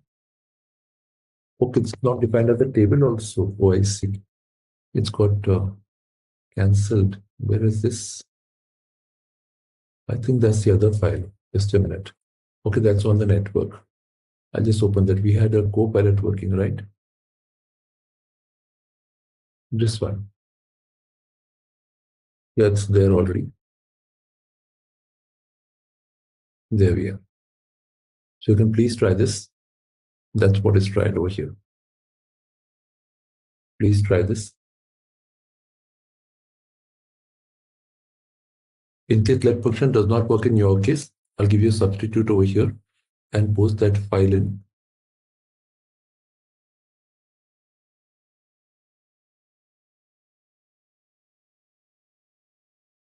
In case let does not work, once I post the file in LMS today only, you can then pick it up from there and try to practice on that so that it doesn't stop your work. So this copy, in case this does not work, you can keep this copy with you and that will work. Then we can try, for example, the product and product group to get from master sheet over here and see how easy is that if I do it now. Insert column here, for example. I want one more column here. So I want a product group here and product over here. Because in the file that is there for me, for example, that product master there, for example, pivot table will have to be using the data model method in that case to get that over there, which I'll discuss later with you. I want the product group from there using XLOOKUP or VLOOKUP, for example. So I can try XLOOKUP on the product code over here. And I want to get that file. That file is what file? It's my product file, right? So if I go here, I can see my T product. Remember, T products, I got this. Square bracket. It has to pick up the entire product code. That's what I want. Close square bracket, comma. I want the product group in this case, T products, square bracket. I want the group, close square bracket and close XLOOKUP. Enter. So I did not have to go there at all. Advantage of defining the table is this, that wherever I'm working in my current file, for example, I can establish my VLOOKUP, XLOOKUP, any function across because I remember the table name. And I remember the table name. Once I go to inside the table name, I get the field names automatically available there. Let's do it once again. Equal to XLOOKUP. Find that here. I can type that also manually. Then find T products. Okay. Open square bracket. I want the, not this one, sorry. It was supposed to be this code over here. At the rate product code in this case, that's what is applied. That's fine. T products. Open that. The code to be taken first for access purpose. Apply that. T products. Now take the product group in that case. Close the square bracket, close the bracket here and get the answer. That's what we got. To get the product, I can try the same thing again. So this particular function goes here. And we try one more. XLOOKUP, for example. Again, the product code. T product. I want the product now. Based on the product code, close the bracket. T products. I want the product now. So I can pick up the product like that. Apply that over here and complete that. I get the product over here. So that is the function for this. That is the way it works fairly fast. So it becomes easy for me to define my data table and access my data from anywhere. That's a smart way of handling the data in that case, saving a lot of time. So we are doing a data preparation right now. The model I showed you earlier was basically raw data. We worked on raw data earlier over here. I showed you how to combine raw data here. And then I showed you how to work with the masters over here. And now I'm doing data preparation over here. The small diagram I showed you here earlier in the intro today. That part I'm covering right now. Raw data we discussed. We're doing data preparation now. Once we finish this part over here, we'll start the report designing, which includes many options available there. So I've got this part designed. That is my X look considering this part over here. So this exercise is done. Zone has been done. I've got the zone available. It's a region or a zone, same thing in this case. Month and year from the date column. So I'll need to pick up my 2 columns over here. Select across, insert columns. You want a month over here and the year over here. So month is a business month I want there. What is a business month? 3 characters. First 3 characters for business month. So in that case, I can try, for example, text over here, text on the date, comma, 3 times M, close the bracket here. We get this month number, month name available like this. So that's a month name appearing like that. I'll give you time to try that over here. And year is fairly simple. I can apply like this. Year in this case, go there, pick up the year. That shows like a date, doesn't matter. We can convert that to the number. Sometimes the negotiation of the 2 functions returns into a date or a number, and we got to convert that. In this particular case, it is done like that because I inserted a column, and I inserted the column, so it has carried the format of the date over here, which is why it's showing like a date in this case. Okay, that is why it's showing like that. I can press Control Shift down arrow and press this option over here. Control Shift and the wave sign. Control Shift and the wave sign to show my year number over here. So in case you're trying to negotiate some function and the answer is in a form of a date, which should be in the form of a number, you can then convert the date to a number using this format over here. Control Shift and the wave sign. In the LMS, I'll also post the shortcut keys for Excel so that you get the support available on that as well. Whichever I'm talking about right now, I'll send you the shortcut keys also for that. Okay. In this file, I'll attach the shortcut keys here and you'll find that over here. So Control, Shift and Wave converts to the year in this case. That's what we can find over here. And see, that is done. Okay. So date to number is Control, Shift and wave sign here. That's what we can find over here. That's date to number is Control, Shift and wave sign over here. That wave sign is below the escape key on the keyboard. You can find that over there. So combination of this will convert a date to a number. In case you find a date which should be a number, you can apply this combination on the selection over there. And then you find that over here. So I've got all my data set ready now. So please try to apply these. In case there's a doubt somewhere, please tell me so that we are ready with the data preparation over here. Please try to apply this now. If there's a doubt somewhere, I'll need to explain that. I'll do that again. Any doubt anywhere? This is too much of work right now. So please try to apply this and tell me if there's a doubt. I'll explain that again. Please try. I'm holding. If that is not there with your function, with your Excel, you can try this one. Else you can try this. Please let me know once you finish that. So let function allows me to create a casting variable over there. The casting variable basically assigns a expression over here to this particular variable, and that variable can be reused number of times in my if statement. So compare this entire if statement to this if statement. It is so short in this case and easy to understand also.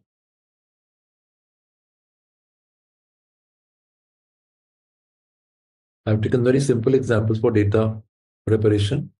2 of the examples for XLOOKUP, 2 examples for month and year collection. That's normally there. And 1 example for zone creation, that is region creation over here. Can you help me how to get the month and year? One more time, please. Yeah, this is the one. How you get the thing? You couldn't get that? No, I couldn't get the month and year. I do it differently typically. How you did it? Yep. Like this. Okay. It's given here. This is given here. This is given here. Okay, cool. So when I write this @ text equal to text over here, for example, I go to the function that the cell that contains the date.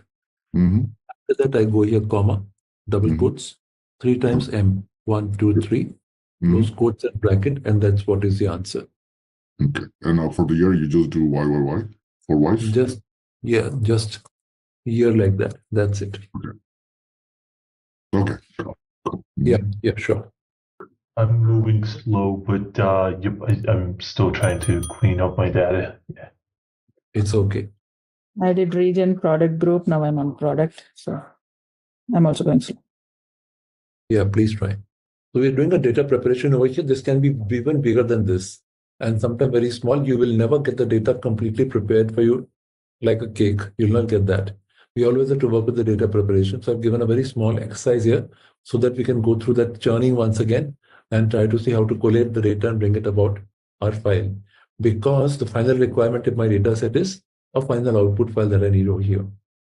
That is what I need normally. Could you tell me how to? I've converted my date to a numeric format with using the Control Shift this wiggly line, but I'm not sure how to convert it back to the regular format, and I'm not able to convert or extract a month in my case. That's a month function that we saw just now. Is that okay? Yeah, I can try that. How did you do? This way. Yeah, like text. Yeah, I'll try that now. Oh. And the month number that is there, for example, that can be converted using this one. If there's a date available, you can apply like this. I'll just separate it out here to make it more clear. So anything that is a date but has to be a number, for example, you can make a selection down like that and try the combination Control Shift and the wave sign. This wave sign is somewhere here. It's below the escape key in the real keyboard, below the escape key over here somewhere. But in the on-screen keyboard, it's over here. Control, Shift, and the wave sign. So in case you find the date find the number in the date format, you can convert that using this shortcut over here. Yeah, I'm not able to get the year. I use the same formula, And but why so? This is the function. yeah, I use year, but I'm not getting that. I use the year function. Yeah, me too. I'm getting the whole date. Yes, I'm also getting the date. It's okay. You'll get the date only. It's fine. It's fine. After the date is there, make a selection for the entire column like this. Control Shift down arrow, and then convert that to number like that. Control I also Shift. got that earlier. Okay. Yeah, I also got that earlier. You got to make a selection like this. After the selection, you have to go to this shortcut key, apply the shortcut key over here. It shows like a date because it was a date column earlier. When we insert a column, then the new column picks up the format from the previous column. Because we inserted the column here, it picked up the format from this column, and the format of this was a date. That's why it showed like a date over here. So I can make a selection on the date column like that and convert from date to number like this. Works fine? Yes, it works. Thank you. Hey there! Want to become an expert at reporting with data? Our Microsoft Excel for Executive Reporting course is here to help. You can take it at your own pace on our platform. In this course, you will learn all about using Excel to make smart reports. It is like a toolkit for turning raw data into clear, powerful reports that decision makers need. Our course covers everything you need to know, from basics to advanced tips and tricks. It is designed by experts who know Excel inside and out. Your teachers are pros with years of experience. They are here to help you understand and answer any questions you have. And don't just take our word for it. Our students love the course too. People just like you have found it super useful for work and career growth. Best part, it is affordable. This chance to build your Excel skills won't break the bank. Ready to become an Excel reporting pro? Sign up on our page now. And for more info, check out ZaranTech's website. Data preparation with the raw data we started. Then we talked about the data preparation. We talk about the reporting part available over here. So we had different tables available there. We saw that. We applied data tables.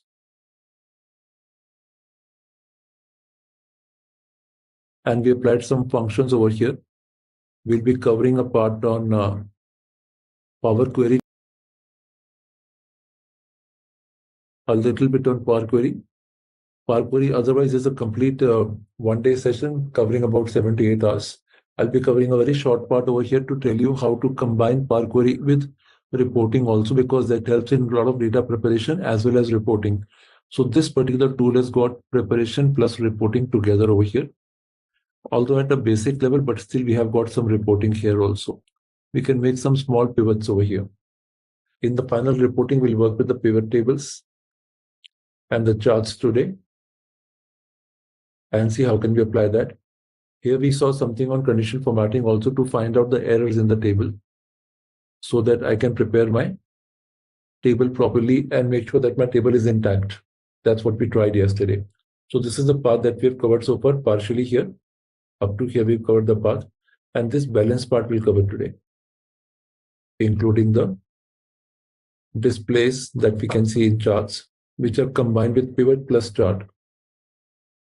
Here, that's the entire path that we can see over there. So let's get started. Having done this part available over here, for example, we can see that we made this particular table available and we got this using the IFS function over here with let, and then we got this using XLOOKUP, this also using XLOOKUP. This was the month that we got from here, and this was the year. You can multiply the quantity with price to get the value also. That is easily available. So let us now try to create the report here so that we can see how can we apply the Power Query system in this case. So please copy the table with me using the sheet over here. So kindly hold the control key and drag it like this, for example, and drop it over here, rather than going to right click and move or copy. This option is very much there, but without that we can try like this. I'll tell you once more. I'm deleting the table right now, the sheet right now. So if I right click and say move or copy, the shortcut for that is Alt EM. Move or copy shortcut is Alt EM. If I want to copy or move, for example, this is the shortcut. Alt EM, move or copy is Alt EM. So if I want to copy or move a sheet, for example, I'm here, for example, in this particular sheet, I want to apply a copy paste of the sheet, complete sheet as such. So Alt EM is the shortcut. I can see the window available over here. Without this, I can do one thing. I can simply go to the sheet over here, hold the control key and drag it out like that. Please do it now. Let's do it together. Let's do it. And this one we called as, this one is a copy of the table that we created yesterday. So this table was called, if you remember, data table over here. That was tree data. This therefore has got converted to another table, and that will be renamed to T data 6 or 7 or 5 or 6. So I can mention that as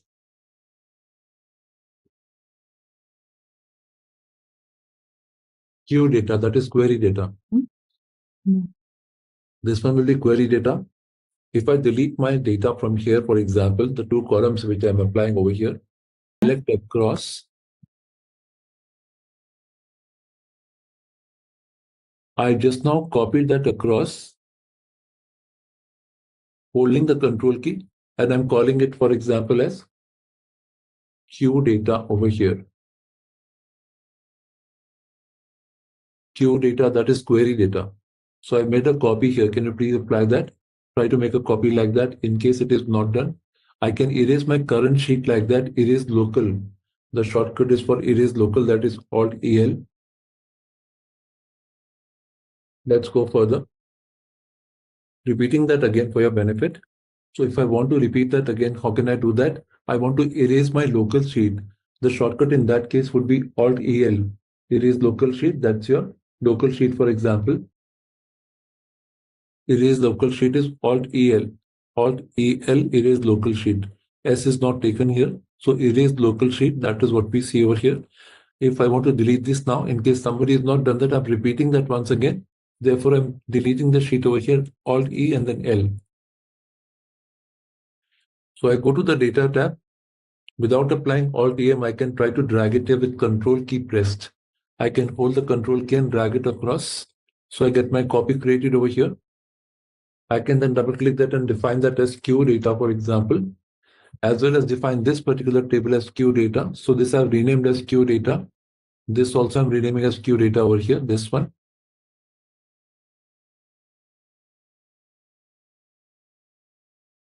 They don't have to be same. I'm giving the same name so it's easy to remember. Let us now clear all these elements over here.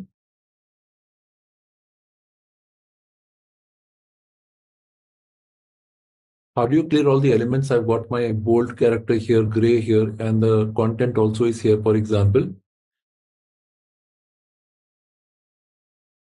The file that I sent, yes, contains the shortcut keys also. You can see that over here. And this is a Mac shortcut key.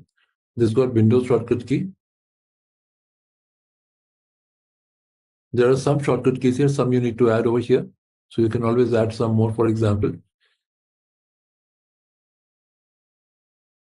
Going further, for example, if I try to clear my content over here, so I can try to apply the content clearance like that.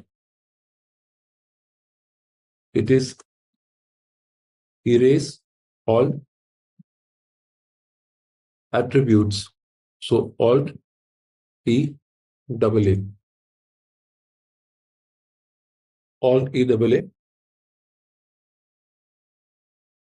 So while I'm here in Q data, for example, I can just make a selection like that, go across, shift click like that. So I can make a selection like that with shift click. Click and shift click can make a selection as per my choice in that case.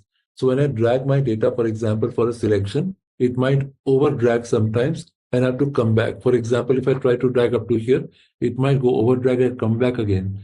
So what I can do is I can go to the start point of my data like that.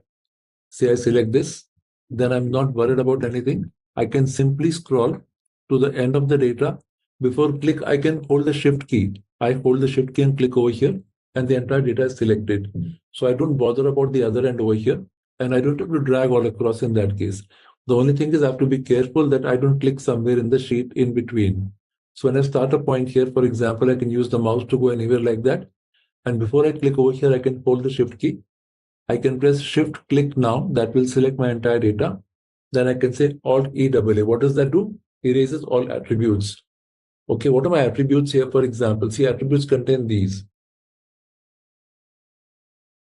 Cell attributes contain these. For example, it has a value, it has a formula, it has a color, it has a border, it has a link, it has a style. Style is bold italic, So one cell can contain all of these attributes at one time, combined together.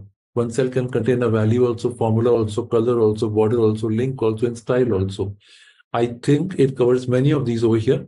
So I can't keep deleting this one by one or even selection like that. Then delete my color, then delete my border. I don't have to do it 2-3 times, for example. I can do it in one shot only. So I can make a selection like this, for example, over here. I can then try in this case, this one.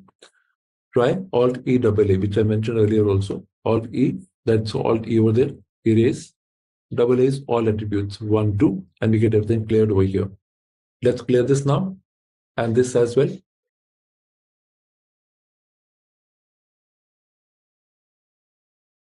Alt E double A is a quick shortcut we should always use to clear the data in that case. Let's apply that. So in Excel, if you want to clear a cell, for example, with all the attributes it's got over there, you can do that using Alt E double A instantly in that case. That works really fine.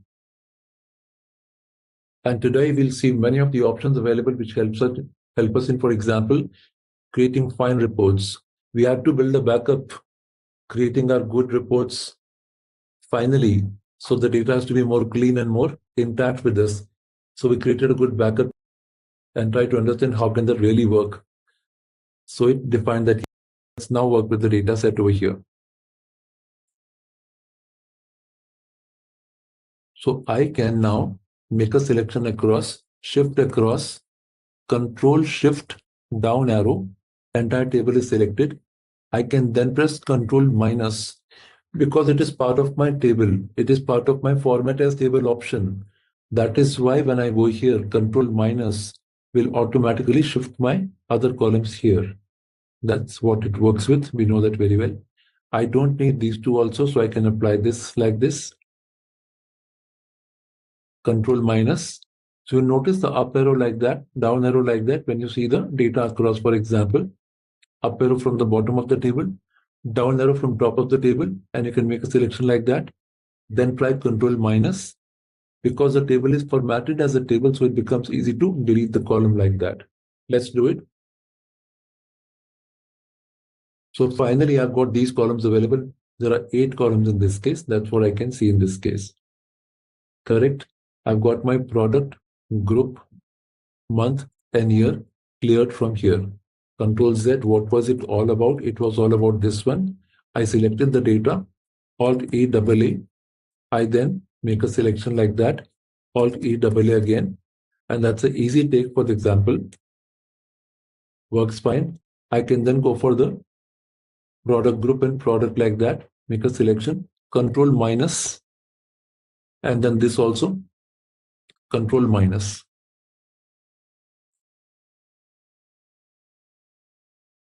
When I work with the data table, one more feature I have to tell you now is this, that I can work with the data table for my basic simple report available there, like filters, for example. We work with the raw data a lot of times, right? Press Control Shift L and go to open the filters over here. Whatever are my important filters, for example, I have my customer, I have my region, for example, I'm saying, I can simply go here, any of this cell over here, because this table is formatted as a table right now. So I can go to the table design, apply the slicer in this case. Let's do that. Apply a table slicer in this case. Insert slicer now, please. And I could open the customer and the region over here as my slicers. I can see the filters. I don't want filters over here. I can push the customer here, for example.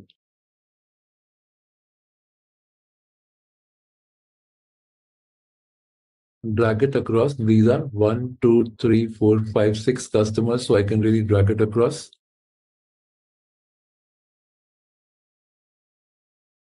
Possibly overlap this as well, no worries.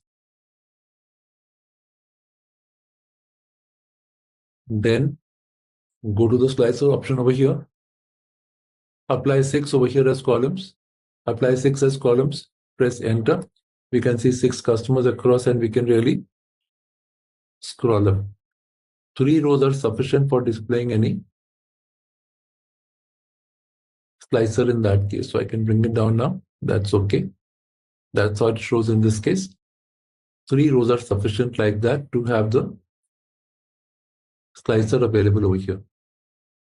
3 rows is 45 pixels for that matter. 3 to 4 rows is fine. 3.5 rows or 4 rows is fine. Yeah. For the slicer. And I can push one more slicer here. That should be somewhere here.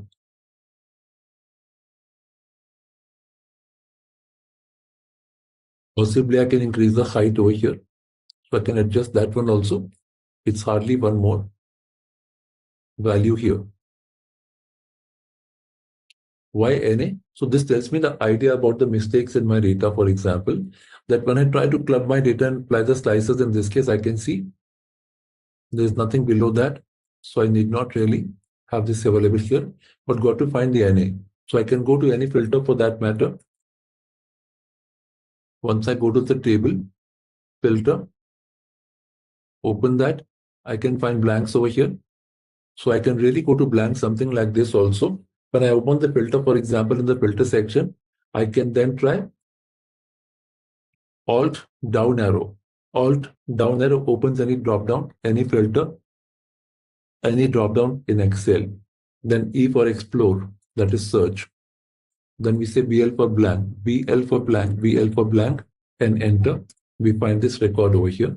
This is something that is not required. Control minus. Entire sheet row, yes, that's fine. I can release the filters now. Clear filters, I get the entire data available and no NA in this case. That NA is gone. That NA is completely gone from there and I'm done with my selection and that's absolutely fine. Now here I can apply the filter so easily. This can be easily applied. So extra records taken away.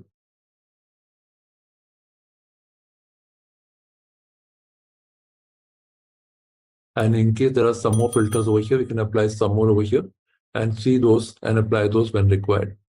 So going further, I can apply West only. I can see West data in this case, cross it to clear that. I can see Weekend Bazaar. Let's try to click that and resize once again. Yeah, now it's better. Okay, it's collapsing so much. So I can collapse this instead and try to expand this further.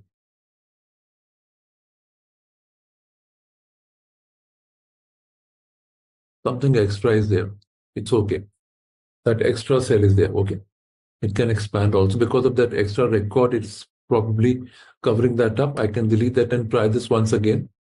Click on the table, apply design table, insert slicer, get customer. Okay. 1, 2, 3, 4, 5.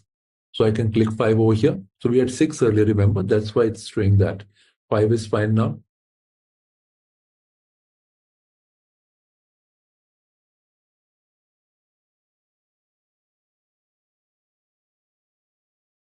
Once we create a number over there, we get the column width available for the slices in that case. That's what we get over here.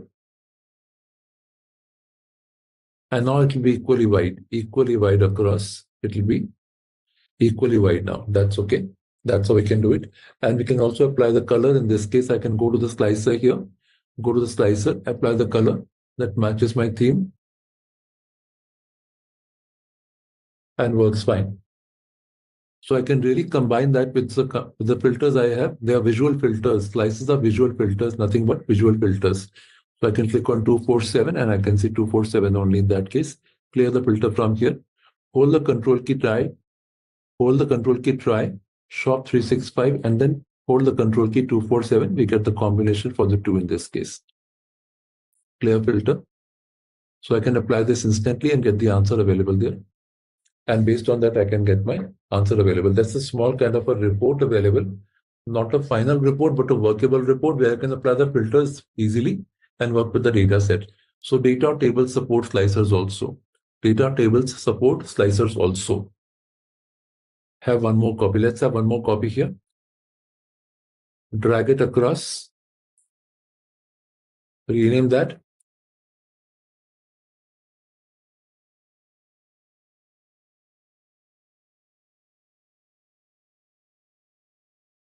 Data query. And this table will have another name over here. We can write data query. So we have to have no space available. Data query is fine. I can't have a space in between for the table name as well as the range name. We're not working with the range name right now, but range name and table names cannot have space in Excel.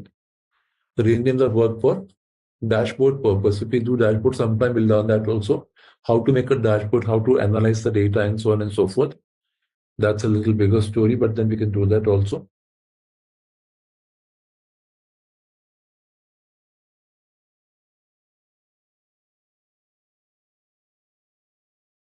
That's a dashboard in Excel.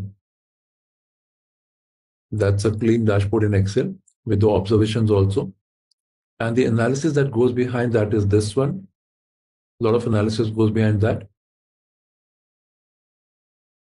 Then this one, KPI chart and all that. Some mapping done over here. Then we deal with the backup charts, for example, what charts are made, for example, and work with that. That's another training altogether. I'm trying to tell you the scope of Excel and also where we can do more work on basically the charts over there, or let us say the developments in that case. This relates to the report making only. The next step is to make the dashboard thereafter.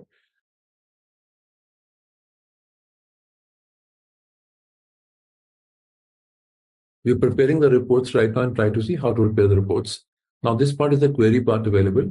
We have finished one part over here to see what are my data query in this case. I've gone to the query now, created a copy here.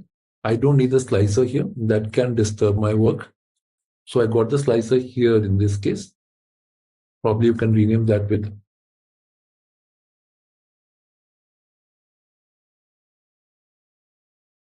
slicer. Q data with slicers. This one is data query. So here I can delete control minus R for row, rows deleted. Let me explain you what I'm going to achieve right now. The effort that we did that day regarding the collection of the data over here, these columns, and these columns, we did that over here. We did this also. That will take more time right now. So I'm not covering that right now. I'll cover this and this set over here. So right over here, for example, we can try to create the same using Power Query in that case. So this will be a Power Query support. We'll pick up the data from here, pick up the data from the masters also, these two cases, for example, and try to combine the data without using a VLOOKUP or XLOOKUP and without giving a function. For example, we can try to get the month name and the year name available directly with the UI. What is the UI? User interface for Power Query. So some people having done Power Query earlier will be having a revision right now. Those who have not done it will be a new lesson in that case. When we do Power BI, for example, we do a lot of Power Query. Power BI goes into a lot of Power Query in that case. So dashboard is separate, Power BI is separate. Good old days, only one Excel was there, but ever since they've introduced so many options available there, Power BI and dashboarding have become fairly important. So whenever the time is there, one should upgrade that. But the point is that, yes, we also have to learn so many things because the demand is there, because the requirements have increased. And we had the collection of the data earlier, much earlier, 10, 15 years ago. Data collection, cleaning the data, getting the data, database management, a lot of that was there.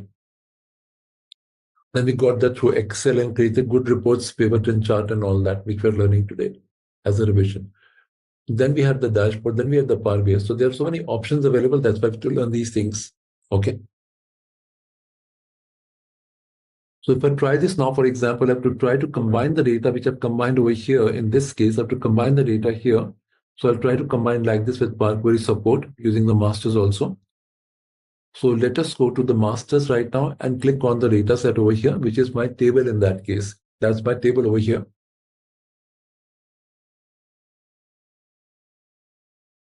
We go to the tab called data tab over here and go to from table range.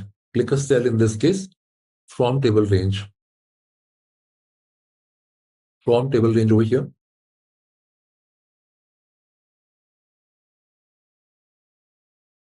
That opens Power Query. That's my products, T products.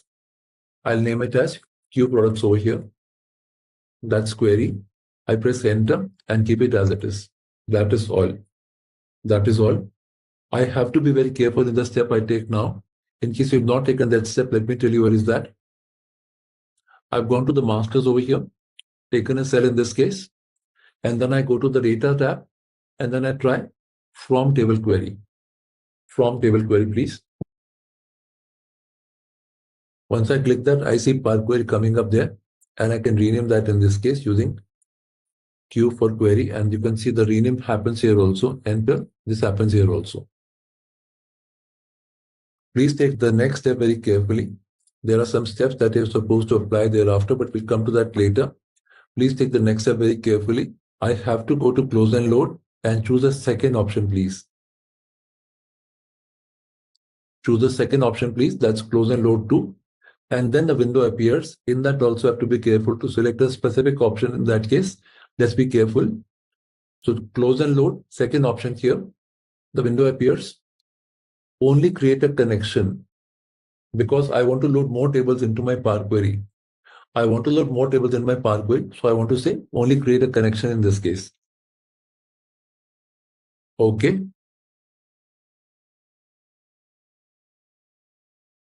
And the connection is created for Q products in this case. This one is called T products over here, but this one is called Q products. That is for the query part available there. I then go to my data query here, which is this one. What is that called? Data query here. Okay. I will like to go to the data tab again. From table range once again. Please try this. From table range once again. From table range once again over here. Click on that now. The second table goes here, and we call this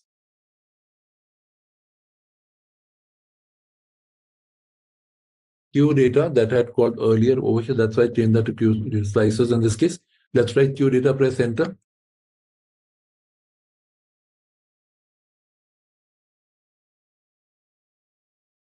Again, close and load 2. Again, create a connection. That's Q data here. If you realize it was Q data here also, this one. It should not get mixed up, so I can rename that as slices, data slices again.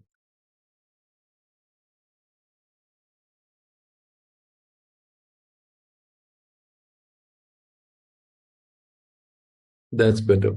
I had the thought that I'll first do Q data, then I shifted to slices. So the earlier set is a slicer, and that's a completion part of the data query. Sorry, the data table for that matter. So data table can support the slices also. We covered that part earlier. I've renamed that decently to data slices in this case. Also, the table name is data slices. So that part is fairly clear. Table name should not have a space in between. That's what we learn over here. And now we come to the query part in this case. This table is now called data query only. That is a source, for example, but the output has been named as Q data in this case. And that's a Q product in this case. That's a preview of the data that we can see in this case. Now that I need to do some work over there, I can go back to Power Query and try to apply some work over there and see how it is workable.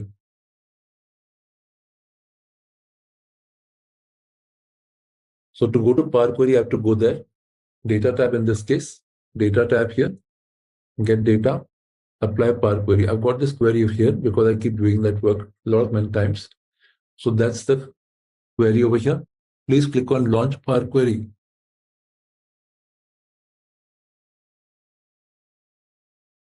And I see both of the tables available over here. Click on Q data, for example. This is the type of the data that we have. It's called data type. What is the type of the data in this case? It's called date and time. It's called date and time over here. I got to click on the calendar over here, which is showing the watch also. So click on the calendar. I just pick up the date only, the calendar only, not the watch. So that will be date. This time will be cleared from here. I click on date only in this case. Replace current, yes, and the step will be added over here. The step will be added over here, yes. You can see the step is added. I've changed the type. That step is added. It was not there earlier. I showed you earlier also. Now there are 8 columns in this case. I need to add the product group and the product as well as the month name as well as the year in this case. Okay, so I can go to the merge option in this case like this. So please click on Q data in this case. We are in Power Query right now. This Power Query is part of Excel as well as Power BI also, So I can go here to Q data in this case, apply merge queries. There are 2 options. I want the same table or the new table. I want the same table. So I can continue with the first option in this case, which is right in the button also. So I can either try this or I can try this. They are same. Click on this option, merge queries, and I see a table over here. The table shown here shows me the other one, that is Q products for that matter.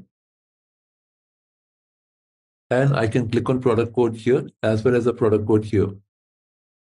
The 2 are matching. 5,000 records are matching for Q data along with the products in this case. Product would be very small table, 7-8 records. You saw that earlier also. Hardly few records. So once we club this field over here, connecting the 2 fields, same field name over here. Data should be same, spellings can be different. When I try to club the data here, data should be same, spellings can be different. I'm trying to merge the query here like this. What have I done, by the way? I've simply gone to the Q data table over here. If I click on the header, I can see my entire table here. If I click on the row, I can see my entire record like this and try to expand the split here to see my entire record like that. So click on the record to see entire record, click on the column to see entire table like that. Then go to Home tab, apply merge queries. In the merge query window, go to the second dropdown, apply products, the one that you think are relating that over here. And then we apply product code and product code here. The two match. All the records are matching. Click OK. Click OK. I can go to the right side and find the split arrow here with the Q products in this case. This indicates to me that that particular table is connected to my current table. That is connected to my current table over here. I can go split arrow in this case and pick up my fields I want to display over here. And I'm right now establishing a VLOOKUP. I'm establishing an XLOOKUP in this case. This is the way with the UI, user interface, in Power Query, I can establish a VLOOKUP over here. So I can click on the split arrow over here like this, uncheck all the options, uncheck this option also. This allows me to have the pre-name available here as a table name. Then the dot, then the field name will appear. I don't want a dot and this name over here. I'll uncheck this option. I just want the product group and product and product group over here, and both will appear in one shot only. That is my VLOOKUP completed now. Click OK, and I get my accurate VLOOKUP here. Go to drag it with the header, bring it over here after the product code here. So I'll drag it here. Both of the columns will be dragged in this case like this. Drop it here, and we are done. 10 columns now. 8 were there, now there are 10 columns, and the steps are added over here. I'm trying to tell you how can I collate my data with the Power Query part also and create a kind of a small report here as well. We are trying to work with the UI in this case, and that makes Excel quite easy to work with. I can now go to the date in this case, go to add column, apply the date over here, pick up month, name of month. Let's try that. So I've taken the date selection, add column here, date, month, name of month. That is added to the end over here. And this month I want a business month name. For business month name, I must have 3 characters for the month name available there. I can click on this selection over here. That's month name. And I can go to transform. I can go to transform over here. Extract first characters. So after creating the month name, I can do a selection over here. Then go to transform tab over here. Remember, it's a transform tab over here. Then we go to extract first characters and type 3 over here. And click OK. Okay, in that case, we say that over here. Business month name appearing over here. Back to the date, add column, date, year, and year over here.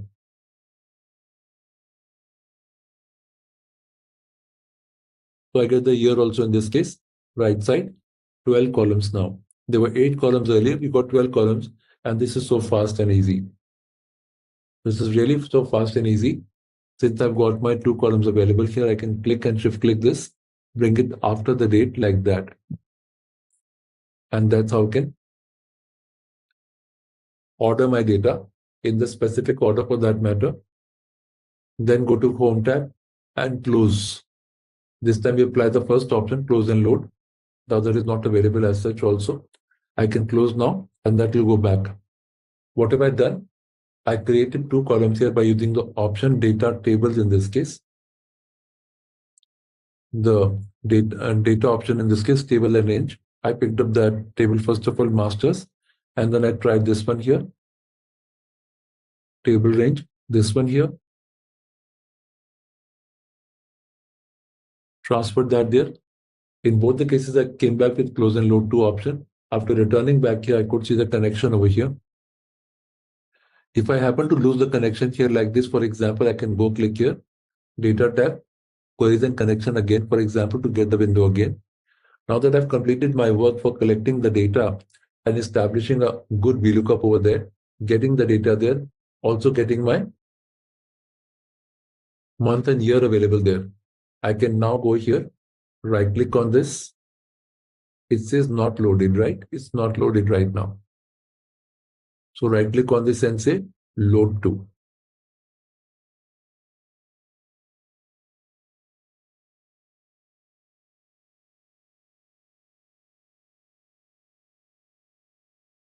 Here or here you can right click and say load to in this case, and that will now load it in the table here. Got to load it in the table here.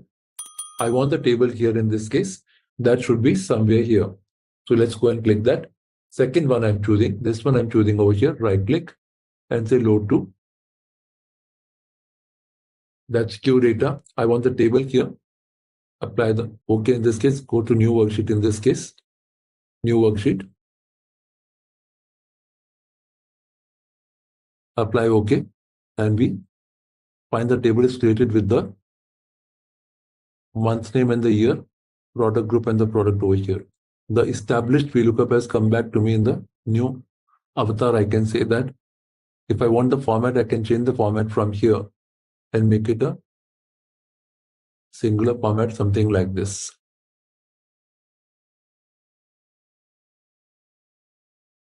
And this one is Q data. Remember, we gave that name over there in Power Query. So I can expand my column width here.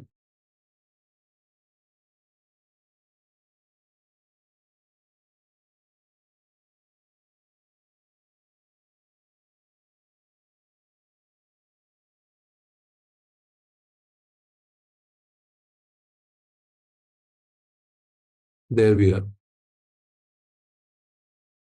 Now, whatever changes I do here, this is my data query, and that query is created the Q data over here. That was the slicers. That's my query.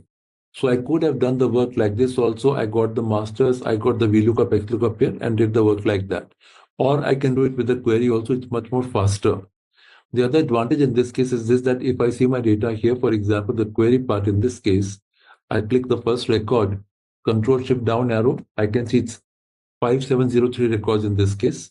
Okay. If I go down here, for example, I had two more records. That should be 5705. So I had two more records like that, for example. Duplicates, no problem. Control C, go down, press enter. The table expands over here. It expands over here. As I go to the query I created earlier, if you notice in this case, Control Shift down arrow, that's again 5703 records. I do not have to keep counting every time.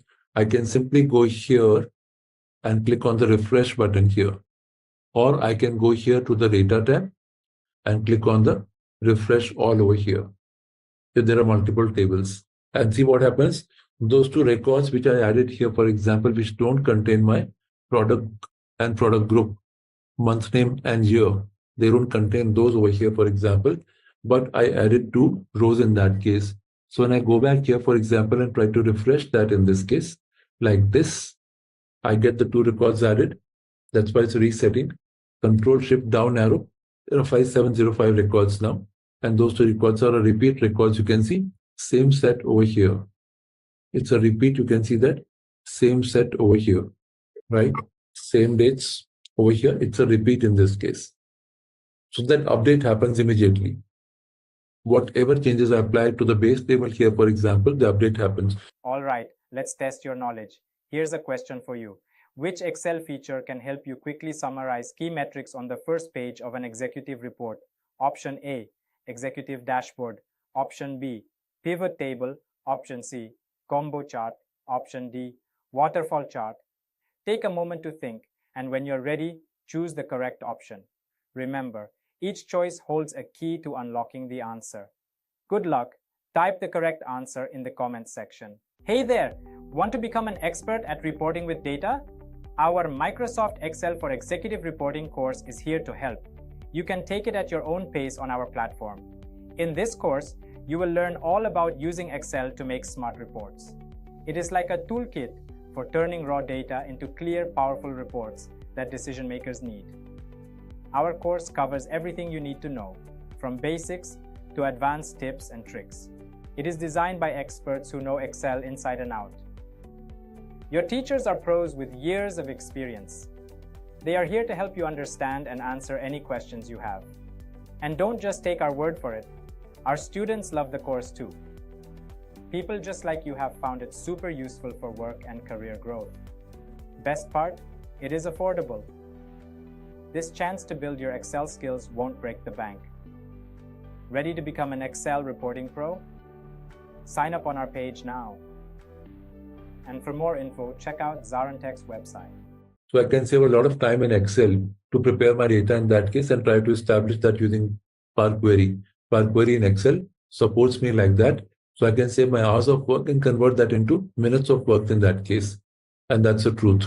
That's the truth, really. It works on minutes of works in that case. I can clean my data, organize my data, and transform my data properly in this case.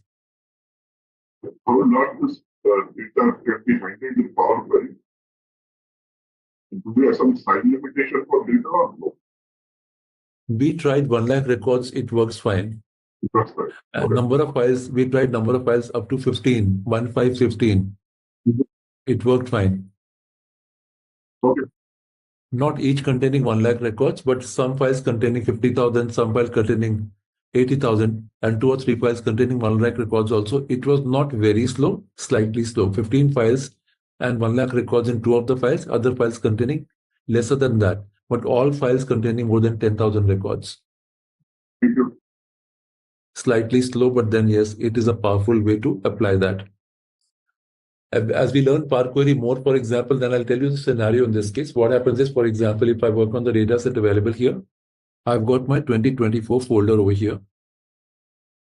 And I'm in December 23 right now. Then I go to January 23, 24. Then I go to Feb 24. In Feb 24, I load my data here in folder 24, which is January, Jan 24. In Feb 24, I load my data here. I then open blank Excel. I open blank Excel over here.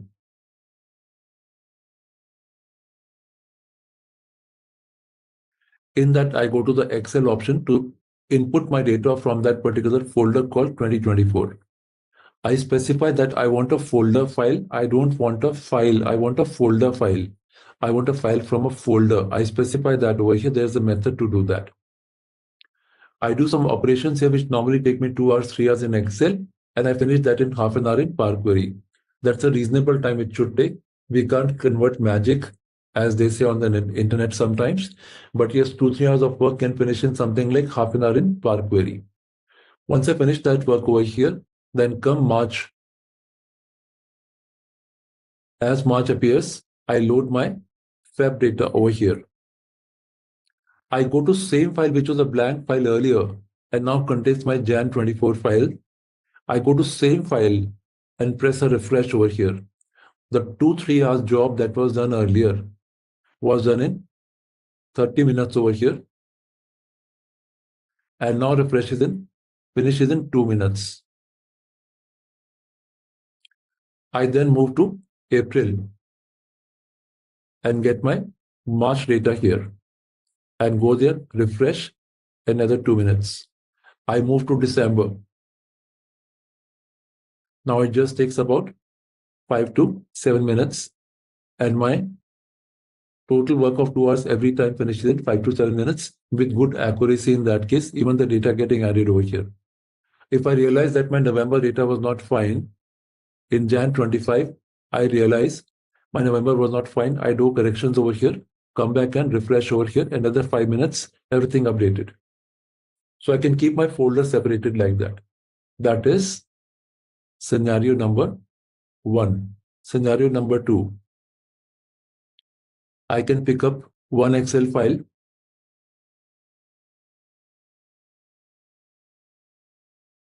I can pick up second Excel file. I can pick up third Excel file and do some VLOOKUP, XLOOKUP sort of work like we did just now in merge queries. Append query, create pivot table, create group by over there, create some headings over there with the new columns in that case, create the calculated columns in that case. That takes about 2 to 3 hours for the first time. Later, when I add some more data week on week, for example, in these files individually, I add some 5,000 records here, 2,000 records here, 1,000 records here. I go back and refresh, it takes only 5 minutes. So to establish this scenario, and the one that we did today was this one, the easy one file containing 2 to 3 tables, and we are trying to work with that. That is third scenario. This one I've not discussed with you. That is a different issue altogether. So with this, we save a lot of time. We save a lot of time, and month on month, I can work on this activity over here. Week on week, I can work on this activity over here. And any small update, I can try to work on this activity, which is basically a day-to-day work for me. And I do it almost every second day or third day, sometimes 3 days in succession. I can do that. I have to do that. And I get my data updated very fast. So Power Query in collaboration with Excel is really a faster tool available there. Whenever we get hands-on Power Query, sometime please keep trying that until we have a learning again together, for example. And that's a really good tool available. It'll save a lot of your time. Limitation-wise, I've told you that I've tried about 15 files with 2 files containing 1 lakh each. And that was quite a smooth work. It was slightly slow, honestly. That's how it really works. You can kind of take a screenshot when you want to work on this and try to see what are the areas we discussed earlier.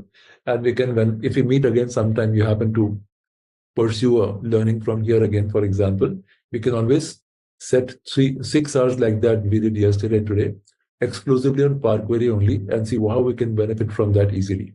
It's got many great features, honestly. If you plan to do a dashboard, discard that for the timing, unless that is a prime area, for example. You can first do Power Query. That's really very, very powerful.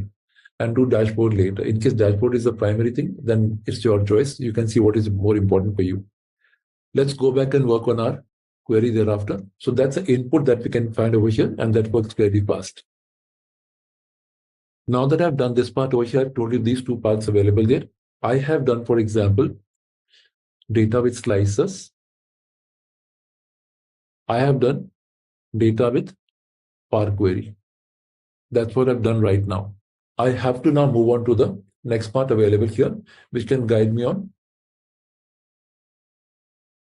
creating the data with one more tool available in Excel. Let's go to that.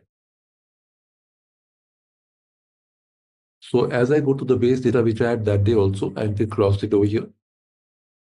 Whatever data I had based on that day, for example, I can now create a select all, Control A. First of all, I can open a sheet now. How to open up a sheet? So insert row is basically Alt I R we discussed. Alt IC is insert column. Likewise, Alt IW is insert worksheet. Alt IR is insert row. Alt IC is insert column. Likewise, if I'm here, for example, Alt IW is insert worksheet. Let's do it now. Alt IW is insert worksheet. There we are. Let me match the zoom size. It's 115 here. Let's go here. This is 115 as well. So I go back to my table over here. Control A, Control C. That's a select all and Control C. Control A, Control C is what I've pressed over here. If I go to the next sheet, which was here, for example, and paste by pressing Enter or Control V, I can see it's a very tightly placed data, no headers, nothing in that case. There are some errors also in that case. So what do I do? Control Z. When you want to copy paste the data from the format as table option, for example, got to convert that to paste special values. So formulas are cleared in that case. I'm sure you have a backup also with you to go back to this. In case it is not there, you got the functions available here, which is why we copied the functions over here. Plus, I've got the data set available further in my backup file also, right? So I can really make a selection on the data like this, or convert the data to a flat table. How can I convert the data to a flat table, which is my data table right now, for example? How can I convert that to a flat table like this? Let me tell you.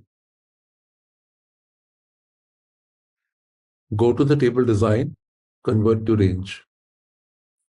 Table design, convert to range. So this table T data is will be clear to range in that case.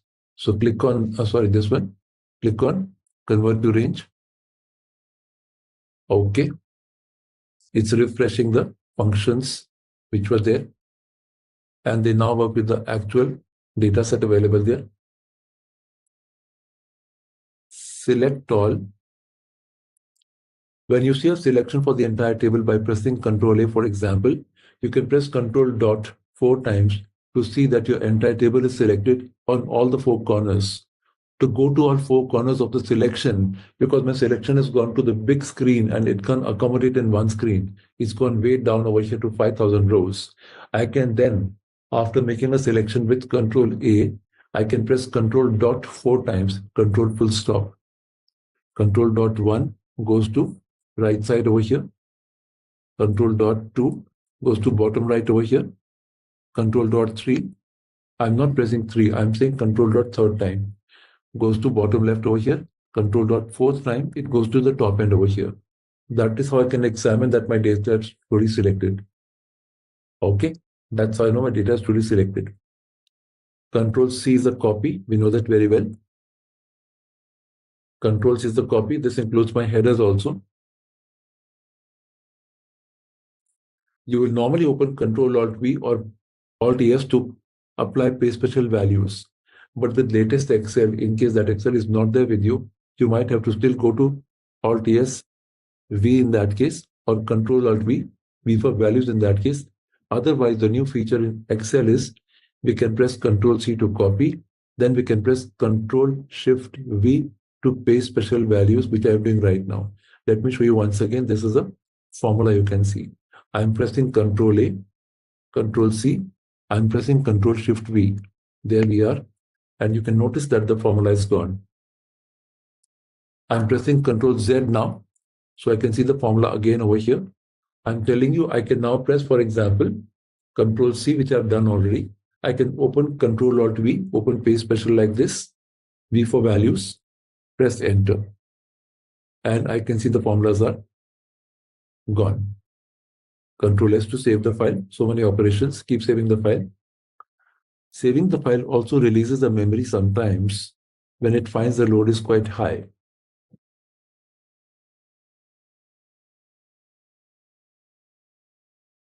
That's what we can find over here. My data is now saved and my formulas are cleared. The option that I've told you right now is copy, paste special values, this Control C and Control Alt V, V for values. Otherwise, we can try Control C and then Control Shift V for paste special values. That's one of the latest in Excel. And then I can say Control A, Control C now. Let me tell you something more. When I go to the data set here, for example, I'm not going to paste it over here. Enter is to paste. Control V is to paste. Likewise, Enter is to paste. So either Control V or Enter, choice is yours. When you press that over here, for example, you can see it's quite tightly placed, isn't it? And this time you can't see hash values. I can see my complete clean data available there. But I don't like the way it is pasted. I really have to play tennis across over here, go there, find the data here, check the column width here, come back and set the column width here, and it's not so accurate because there are 10 columns to be set with the column width again. So I don't like the idea. Control Z. How can I do that better in that case? Once you make a selection for a table, for example, from a particular file, the sheet to sheet copy or the file to file copy, this method can be a good method to copy the data exactly in the same format, same width available there. Yes. How do we do that? I've done my selection here. After the selection, I've pressed my Control C over here. I now go to the new sheet. Let's do it. So in the entire thing, you've seen the operations I've done over here are clear the data table from the table, convert that to the range. Because it is cleared, I can't show you again. So convert that to the range. After that, I selected all the table, pressed Control C to copy, and then I pressed Control Shift V to paste special values so that my formulas are gone. I've got the support of formulas here in any case. Plus the backup is there in the LMS. So I can pick up the file. If I now do a Control A, Control C, for example, over here, and try to copy paste my exact table across in this file or the other file, no problem. I can go to that location. We have to paste my data, beginning of the sheet. And then be careful. Let's open Control Alt V. Please be careful. Let's open Control Alt V now. Control Alt V. W for column width. I'm saying W for column width, or you can click this also. Either W for column width, because underscore characters are called hotkeys in the Windows. Shortcut keys Control C, Control S. That is a shortcut key. But hotkeys are the underscore keys in the Windows. In this case, V for values is hotkey. In this case, W is a hotkey for column width. So press W. I can see that over here. Now press enter 2 times. Now press enter 2 times. 1, 2. Exactly same size table. 100% same size table, no issues. Be sure that before doing this action, clear the formulas from there. Exactly same size table. So I don't have to play tennis across this sheet and that sheet, keep hopping from here to there, find out the column width over there, come back and set the column width over here, and that rules is not very accurate. Okay. So what we can do is, once again, for example, Control Z, I got this data variable here, and I go here. It's a Control C already. I can see copy is still there. I can see my selection over there. So we can see some moving selection. Moving selection is a dashes over here, indicating the selection is on. I go to my destination over here like this. Go home, that is Control home like that, to beginning of the sheet in that case. Open Control Alt V, that's your, okay, I think I missed on that. Control A, Control C, by the time I traveled to that location, the cancel got applied. So I go to that once again. Open Page Special, W for column width, press enter 2 times. Why 2 times? The first enter is a width. Look at this. The first enter is a width. That was column width. And second enter is a paste. Because I mentioned to you earlier, Control C is a copy, Control V is a paste, enter also is a paste. Enter also is a paste. Second enter now, and there we are. I've got this over here. Keep renaming the sheets every time so there are no mistakes. So I've got my raw data available over here. That's what I can see in this case. With this, I'll be starting to work with my pivot table, for example, and work with that subsequently. But right now, I want to have the subtotal. Subtotal. I want to have a subtotal over here, right? Before I convert that to a subtotal, let me just try to do one more thing over here. Create a copy again, for example, over here. Hold the Control key, drag it like that, and keep a copy here. Release the click first, then the Control key, get the copy here, and then drag it again to the left side as a second copy. I'll go there later. I work here first. So please return back to this sheet over here. So we had masters earlier. Then we had the data here.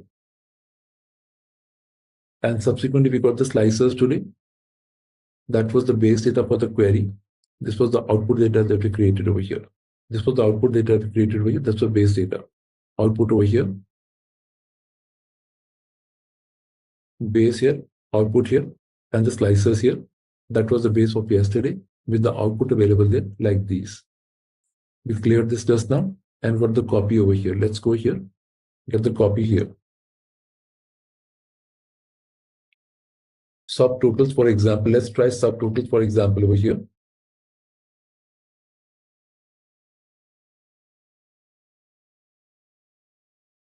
The option is data subtotal here. If you can't find that option, you can find it like this. This outline option is there. Subtotal is inside that. You can find that inside that. Okay.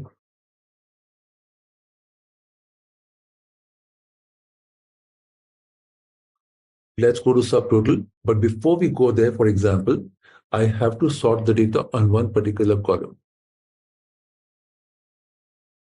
I need to sort the data on one particular column. So let's go to customer here. Let's go to customer here and sort the column. What is this particular set available here? I can use it right now. So for example, if my ribbon band is hidden over here, I can go to a cell. I guess I've mentioned that earlier. If not, I'll revise it once again. These features do not require entire table selection for use. Sort, filter, subtotal, pivot chart, data table. We've done the data table. We're doing sort right now, and filter also we've seen earlier. Subtotal we're doing right now. We'll do sort right now and subtotal right now, and pivot and chart after this. Okay. So these features don't require entire table selection for the working, for that matter. If I go here, for example, like this, I can apply subtotal directly in this case, and sort also. So I go here, for example, and try to click on the customer cell. One cell is okay. I'll now sort my data on customer cell. Look at this now. Instant sorting like this, and that's sorted. Instant sorting on the region like this, and that's sorted. Instant sorting on the dealer like this, and that's sorted over here.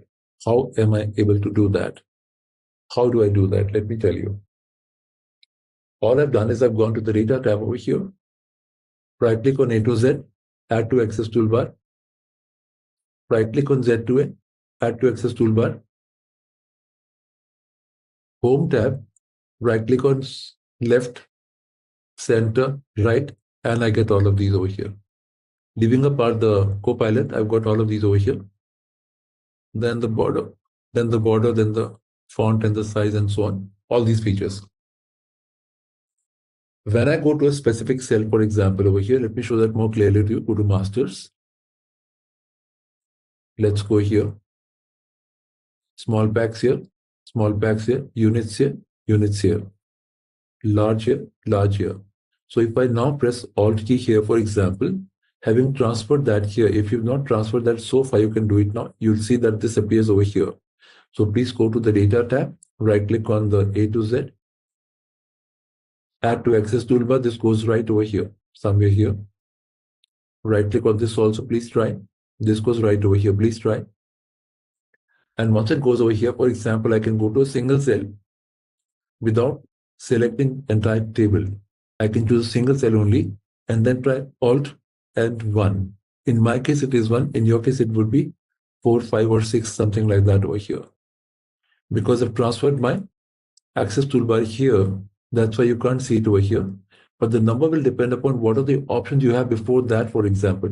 You also might be having like Control Z, Control Y, that is undo and redo over there. You might also see like autosave over there. Those options might be there. So I've cleared these options over there like that. Right click and delete, remove. Right click and remove. I've done this from there over there. Because of which the sort has shifted from there to the left side over here like this. So when I go to a cell over here, for example, I can press Alt key and release it immediately. I can press Alt key and release it immediately like this, Alt and release, and I can see the number over here. That's 1, 2, and 3, and 4. So I'll just press 1 now and see what happens. It sorts my data instantly over here, this one, without selecting entire table. Alt 1 and the sorting is done. If I go here, Alt 1 and the sorting is another price. I want the reverse for that matter to appear like that. What do I do in that case? For the reverse sort, I can try the second option here, and that's Alt 2 in my case. Alt and then 2. It's 1 by 1. It's not together, it's 1 by 1. Alt and then 2, we can find that over here. Clear? That's how sorting can work fairly fast. So I don't have to select entire table to apply sort in this case. I don't have to select entire table to apply filter. I can simply go to a cell, Control-Shift-L, filters applied. That's how we can do. Filter can be applied. In this case, it's a table, so I have to go here and then apply the filter from here or from here, something like this. Apply filters and work with that. Therefore, when I come here, for example, I can go to the customer and try to sort on the customer. Alternatively, I can also use the mouse key to go here and click on that directly, and that also works fine. I got my data customer-wise over here. I can now try to go to the Control F1 to display the data label. Ribbon in this case, data table, subtotal. Remember, I must choose my customer column here because I sorted on that just now. Over here.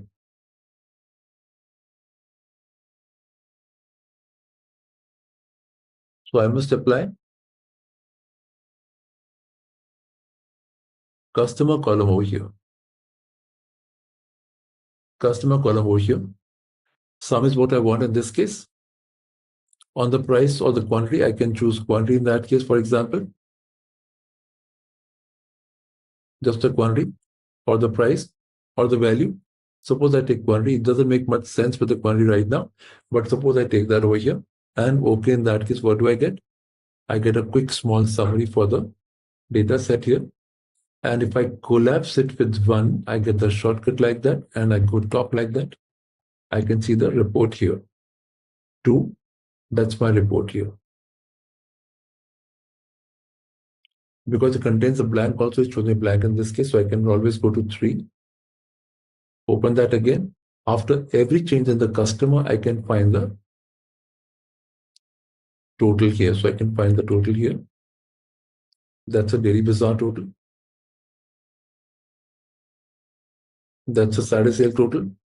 And that summary is created very fast in this case. I'm zooming it out, for example, and you can see the totals over here. If I see number 2 here, for example, I can see this list like that. That's how it shows. I can go expand one of the sections over here and collapse it again. Next section, collapse it again. It shows like that. Go back to the data table. Data tab, subtotal, remove all, and we get the same table again. We get the same table again the way we saw that earlier. That extra row is there. Delete that. That's gone. Control minus and delete that. That's a subtotal we can create like that. For short tables, it's quite an interesting part available there. I can see my quick small table available like that.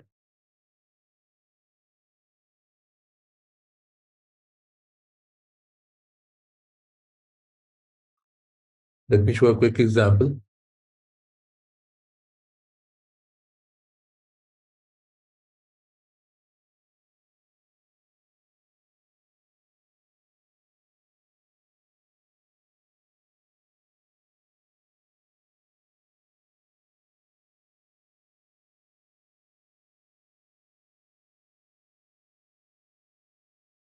That's a small table available here, for example. As I work on this, I can sort on this, for example, like that. Apply subtotal now. So I need to apply it on area. Area, sum, okay. I can see that with a summary in this case. A quick short summary like that. Expand on that. Collapse it. And collapse it. And expand it further. Have a summary available like that. Or have a short summary like that. Expand, collapse like that. And I can see my data for South only in this case. So short tables are very easy for the subtotal available there. But some people work on big tables also, applying like this, for example, over here. So you can apply like this also for the subtotal. And I can see my summary here, for example, go here. Control down arrow, it stops at the first summary. The one here, for example, okay, it's open table right now. So I can go to the data and the subtotal over here. Apply on customer. Okay. Control down arrow, it stops over here. And that's a live total available there. If I make a change here, for example, 400, for example, it changes live over here. And the bottom end also changes live in that case. This grand total also changes live. If I try this here, 550, for example, that's 300 plus. That's the change that we can find over there. It's a live one. It's a live one that we can find over here. So subtotals are generally made on the shorter reports, shorter data available.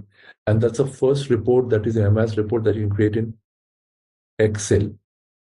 That's the first simple MS report you can create in Excel in that case. Subtotal is the function, is a feature available here, data table, and the subtotal here to give you that freedom available on the table available in that case. That's how we can work with. Normally in the short reports only, not as short as I showed you earlier also. It's like 10 records only, that doesn't make sense. But then some 1,000 records, 3,000 records, we can always work with that table and get a quick summary available there. Instant part is the quick summary like that. And I can see that over here. Expand anytime for that matter and see the data here. That's what I can see.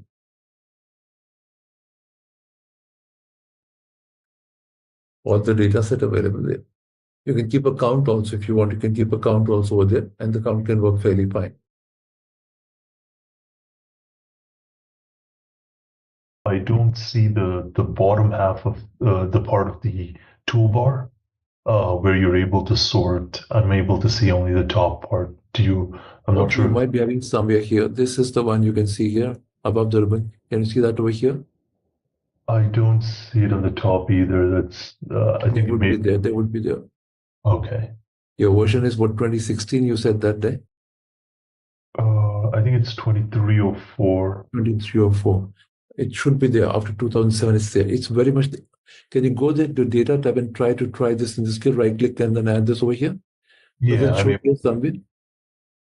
Yep, I think it's the ribbon, right? Yeah, I can manually add it now. Yeah. Yeah, you can right click it and add it over here. This goes over here. Yep, I'm able to see it now. Thank you. Good, good. And that also goes over here. Now, suppose your number for sort is 5 or 6, for example. We've got to go to the cell over here. Press the Alt key and release it. Press the Alt key and release it over here. Press Alt and release it now. And then see the number over here that is meant for sort. Is it 4, 5, or 6? Just press the number without Alt. You just got to press the number without Alt. I'm pressing 1 in my case because 1 is a sort in my case. So I'll press 1 here. And that sorts my data on that table. Entire table is getting sorted, yes. Now going to the pivot table, if I try this over here, pivot source, for example. So we had so many sheets, 4 sheets, and now we got so many sheets available here. Pivot source, for example, let me give you some input in this case also. These are the major tools of MIS in Excel. One is the subtotal.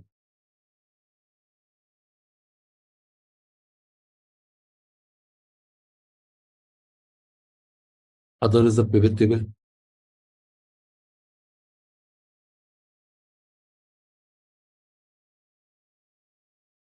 And the other is charts over here.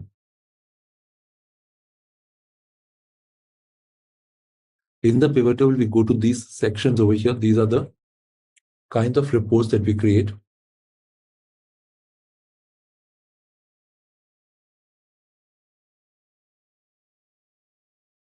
Then we got a cross tab.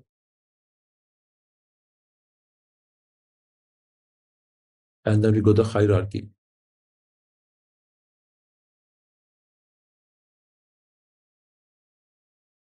In the charts, we got something like column chart.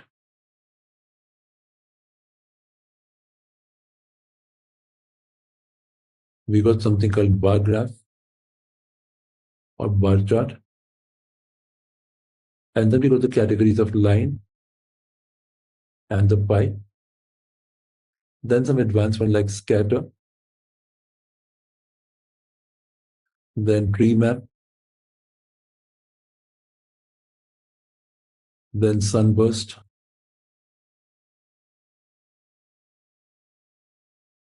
And so on.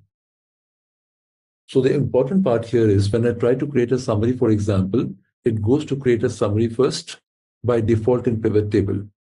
I can then create a cross tab, then the hierarchy in this case, and the impact of this goes to my charts also. So let's see that practically now. And the next balance number of time, balance time that is available here. It's only for pivots and charts and detailed reports we cover now. Okay, let's see that, including conditional formatting also. Let's go. So as we go here, we go to the option called Insert Pivot Table from Table Range. So this icon, if you see, Pivot Table from Table Range is the same icon that we see here from Table Range. Don't be confused with that. Insert Pivot Table is the option I have to try. There we are. Insert Pivot Table. Let's do it now. In case you're stuck somewhere and you have not been able to follow me, believing that I might be slightly fast, or I try to keep the pace with you and try to duplicate my efforts again, yet sometimes it happens that we can't really copy somebody who's trying to work on the other side. I understand that very well. And I do sit in your shoes also sometimes when I'm on the other side. But then you can do at least one thing now. Pick up the entire table, copy that onto the new sheet without the formulas. Even if it doesn't contain these columns here, doesn't matter. It should be having these columns at least. We did that. So copy the entire table onto the new sheet or the new file for that matter, preferably a new sheet. So it's the same file always. After you copy that to a new sheet, make sure that there's no formulas over there. So the load is lesser in my data. The load is lesser in my data. We can make lean Excel files. I believe in making lean files, lean PowerPoint files also. So I don't remember. I have so many sessions. I had one in the morning today. I had 2 sessions in the morning. And then I had this session later with you in the evening, India time evening. Okay. So I sometimes forget what is a concept I shared in some session, for example, by concept inside a concept, for example. Sometimes that happens. So that might happen. Then I'm just trying to tell you that I have or not shared with you that PowerPoint files can be very, very, very small PowerPoint files. It's Excel, so I'm just not sure if I share that with you or not. If I make a PowerPoint file, for example, about 20, 30 slides, for example, 20, 30 slides, for example, then the size of my PowerPoint file goes to only 5 MB. Up to 40 slides and 35 slides containing pictures, high density pictures. The PowerPoint slide size, the file size in my case is not 5 MB. I got 50 slides, it is not 5 MB. I got 100 slides, it is not 10 MB.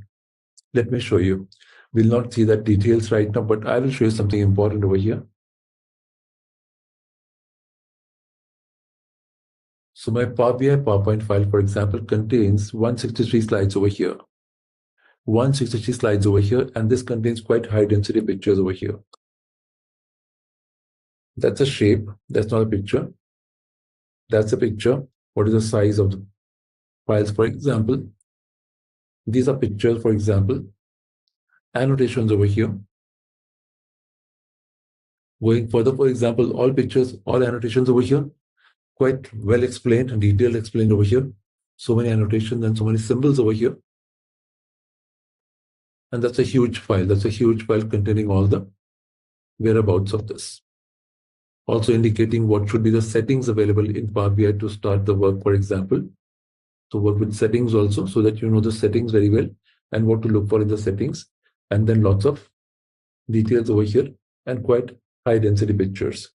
This contains 163 slides over here. That should easily go to 50, 60 MB. That should easily go to 50, 60 MB. But my PowerPoint file is so small, so lean. Look at this file, info, and that's only 14 MB. Can you imagine? 14 MB only. So I can transform my file in 3 pieces in case the Gmail or the mail system does not allow 5 MB. It does not allow more than 5 MB. I can just piece that out into 3 files and send the file across. 163 slides, let's say 150 slides, and not even 15 MB. So each 50 slides is like 5 MB, roughly. So we make lean files available there. That's how I can say that when you work on this, for example, Excel also, when you copy the data for PowerPoint, for pivot table, for example, then try to remove the formulas and keep it as lean as possible, keep it as thin as possible. So let's go here, insert, pivot table, click on that right away. And I mentioned earlier to you, I'll remind that again, once again over here, that these features don't require table selection. I tried subtotal, I tried sort, I tried filter with you. I'm not trying the pivot table. I've tried data table with you already. We'll try pivot and chart now. Pivot now. We are here, for example, in this case, let's go to pivot source and try this in this case. We go to the option over here and say insert pivot table, single cell selected in this case, insert pivot table here. And new sheet in that case, entire table is taken automatically. You can see that all 5705 records taken. One is for the header. Click OK. That's what we can find. And now here, I must tell you how to divide the data. That's a pivot table introduction right now. I'll assume that we do not know detailed pivot table. I'll start from beginning, like a beginner.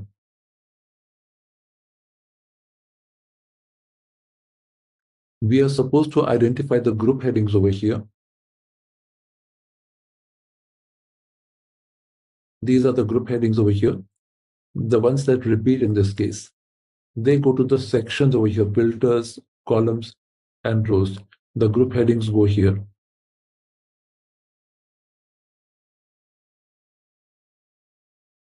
And the value settings, which are, for example, numeric values. They go here. When I work with the data I mentioned earlier also to you, we got to create a summary table. Summary for the pivot table. We've got to create a cross tab. We've got to create a hierarchy.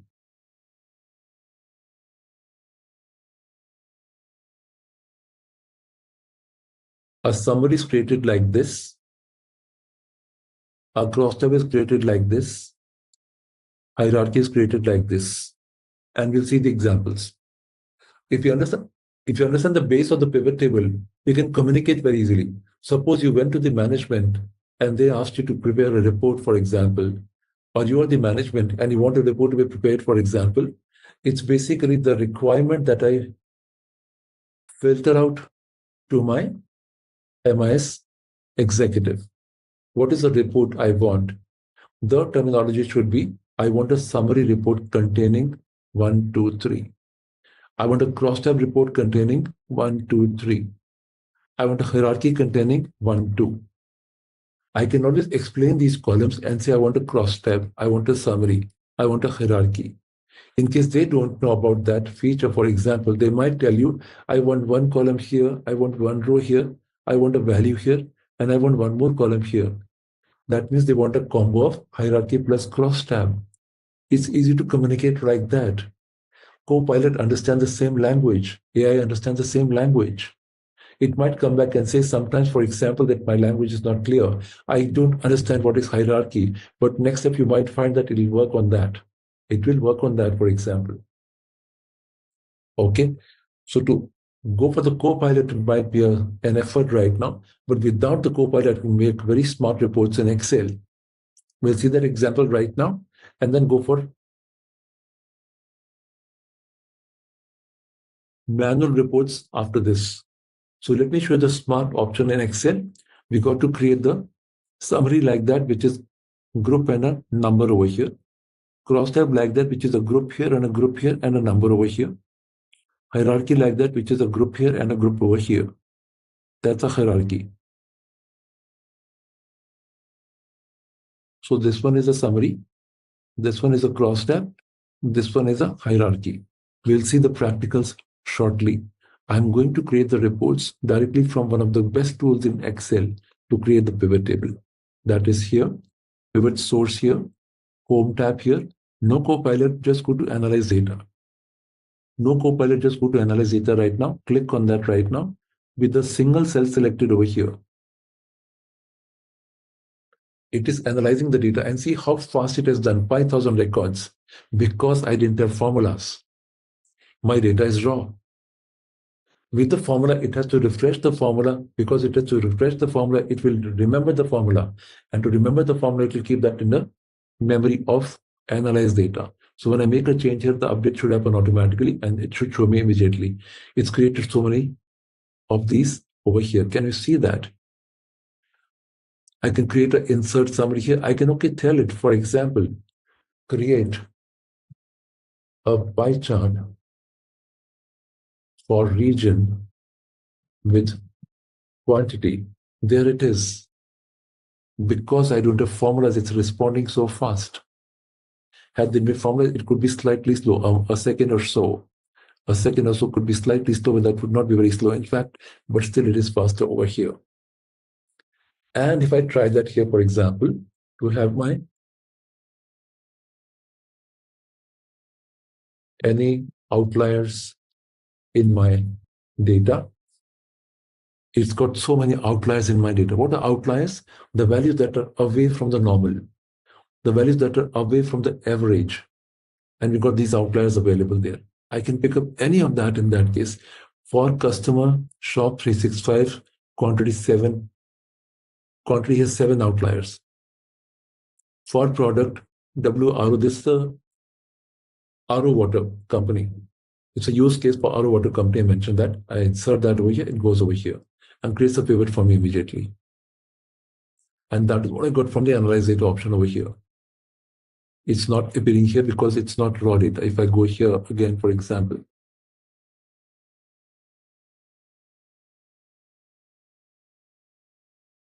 It's a raw data here. It will not create analyze over here. That's what it got me. So that's the sheet I got over here. That's my sheet. And sheet 8 goes to the right side. I'm doing a control click here to go to the right side like that. And that's the outlier it's shown to me right over here on the dates. Control click left sheet and I go here. That's what I see this, and that's what I create over here. So the analysis of the data is available to me right over here. I can also command to give me the analysis of the data. That is purely without Copilot. And the suggestions are given over here. Show total price by date. Price for each customer. So let's see that it's each customer and so on and so forth. There are so many other options available. Month wise line chart. It's not got this done. I have to specify what do I want for that matter. Month wise line chart on quantity maybe.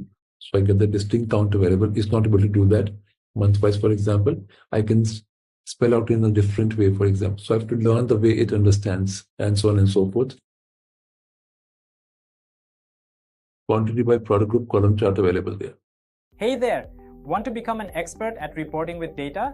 Our Microsoft Excel for Executive Reporting course is here to help. You can take it at your own pace on our platform.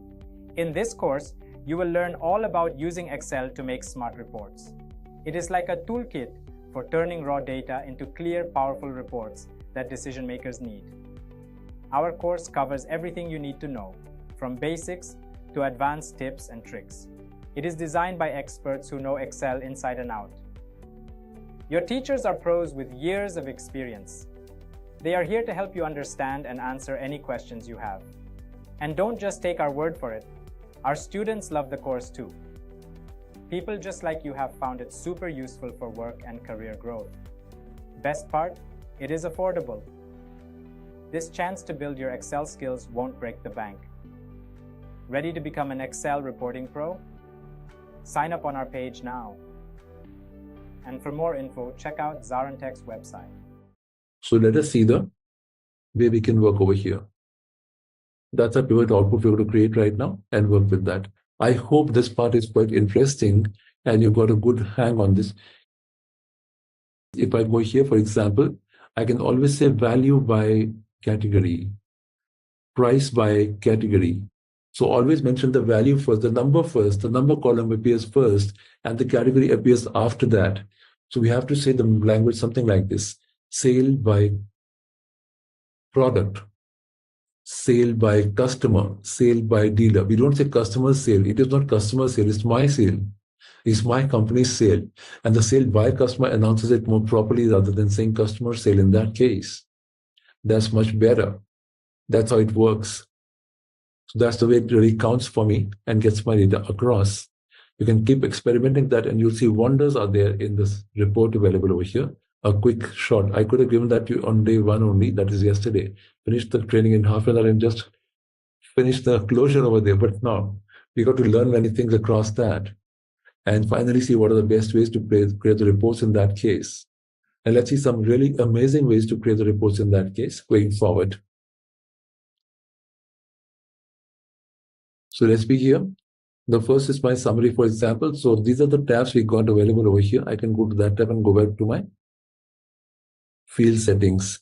If I want my field setting columns to appear in an alphabetical order, I can try this and say A to Z, and I can see A to Z. Or I can go back to the data source order, apply like that. Or I can go here and try to see the quantity, for example, which I can see, of course, over here. But suppose I can't see the number of columns more. I can write quantity and I can see quantity here. That's quite easy. The 4 sections relate to the sections over here for row, column, filter, and value. This part completely creates a summary always. The default is this only, that's a summary portion. For the pivot table, that's a summary portion. I'm telling you third time here because I want us to revise everything. I want all of us to revise everything and be conversant with the terms pivot speaks, Excel speaks for that matter. Okay, so let's create that right now. If I click on the dealer here, for example, I can see it straight goes to the row section. I can drag out and try to drag manually also like this and take the quantity like this and see the report created over here. And please create right now with me. And you'll notice that in my case, I got my dealer available already in this case. You might be getting row labels. Some people might be getting the dealer name also here, dealer caption here, but most of the people might still be getting row label over here. How to get that automatically? But in the first place, how to change that? That's too big. Let's make it smaller. That's better. Yep. First things first, when you make a pivot table, for example, in case you have not made that so far, what I've done here is I've gone to the base table here. Let's cross it. I've gone to the base table here. I've gone to the insert option, pivot table option. It picks up the entire data automatically. I can then go to OK in this case, go to new sheet. Always try to work on the new sheet. That's a better idea. And once you reach over here, for example, then you can try to work on dealer. Click on the dealer that goes right to the row section over here. Then click on the quantity that goes right over here. And I can see the caption appearing automatically. In case it is not so for your case, I'll tell you how to do that automatically. Then make a selection. The first thing is this. Always make the pivot table, make a selection from the top like that and expand the selection like this so it becomes a wider one. A lot of times, if you remember, having done the work on pivot table, and I've seen everybody work on pivot table. Okay. So if I try to see that over here, you will often see that when I change the function over here, many times the pivot table will refresh and reset the column headings in this case, but not in my case. In my case, I've got my caption correct over here, and my function change does not reset the column within that case like this. Right click, sum, min, it's the same column width. Can you see that over there? It's the same column width. I'm pressing Ctrl Z to go back. How does that work? Let's try to see these three options. Number one, right click, pivot table options. Autofit column width on update is already off in my case. That is why autofit is not happening on the update of the pivot table. Autofit is not happening in my case because I've switched it off permanently. How? I'll tell you shortly. Second, my label appears automatically. How? I'll tell you shortly. But how to get the label right now? To get the label right now, I can go to the data tab. I can go design tab here. If you don't find these two options here, that means you're somewhere outside over here. Click in the pivot table, go to the design tab, report layout, show in tabular form. You might see something like this. You got to convert that to this one over here, tabular form. Okay. So you go to the design tab. In case you can't find this also, you can find this over here. In case you cross this by mistake, for example, you can right click here, field settings, or you can go here, field settings, get this back. To get this label here, you can go to design tab here, report layout, tabular form.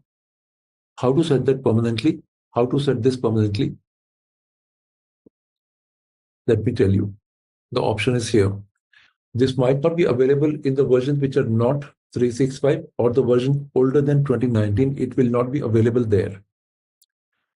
In case the version is below 2019 or not 365, this option might not be there. You can please try this. I'm telling you the option right now. We got to make some setting changes right now. So I can go to File, Options, Data tab, Edit Default Layout, Report Layout, Show in Tabular Form. That's what it works with. Let me show you where the option is. So File, Options, File, Options, Data tab here. edit default layout here, and the window will change now. This window will disappear, another window will appear. That's a new window here. Report layout, show in tabular form, pivot table options, uncheck auto fit column widths on update. Uncheck auto fit column widths on update. Apply, show in tabular form. Click OK. OK again. And next time onwards, you'll find that your pivot report will never have the auto fit option on. In that case, it will be off always. This one will be off always. And next time when you make a pivot report, for example, you'll find the label automatically over there. So that's the way the setup of pivot table works. So I've seen my first report play the role over here.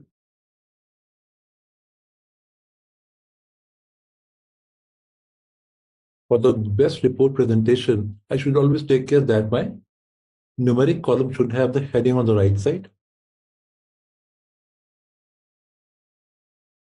And when I go for summaries, for example, I can right click and see my summary here. Summarize by count, average, min, max. My best summary report is here. I can create a count. That's a count. I can create a min. That's the smallest value. And that's the highest value. That's what we can find over here. But if I want my count and sum together, for example, I can try like this. Sum, for example. Drag the quantity and get the quantity here. I get the quantity here also. Right click on the first one. Summarize value by count. In that case, I get the count available.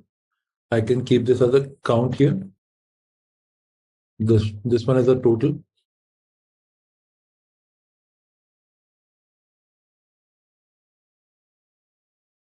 Right line, keep the gap here. That's a settings option. I told you that.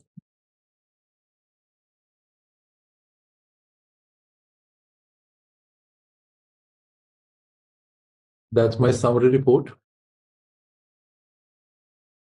And this is quantity by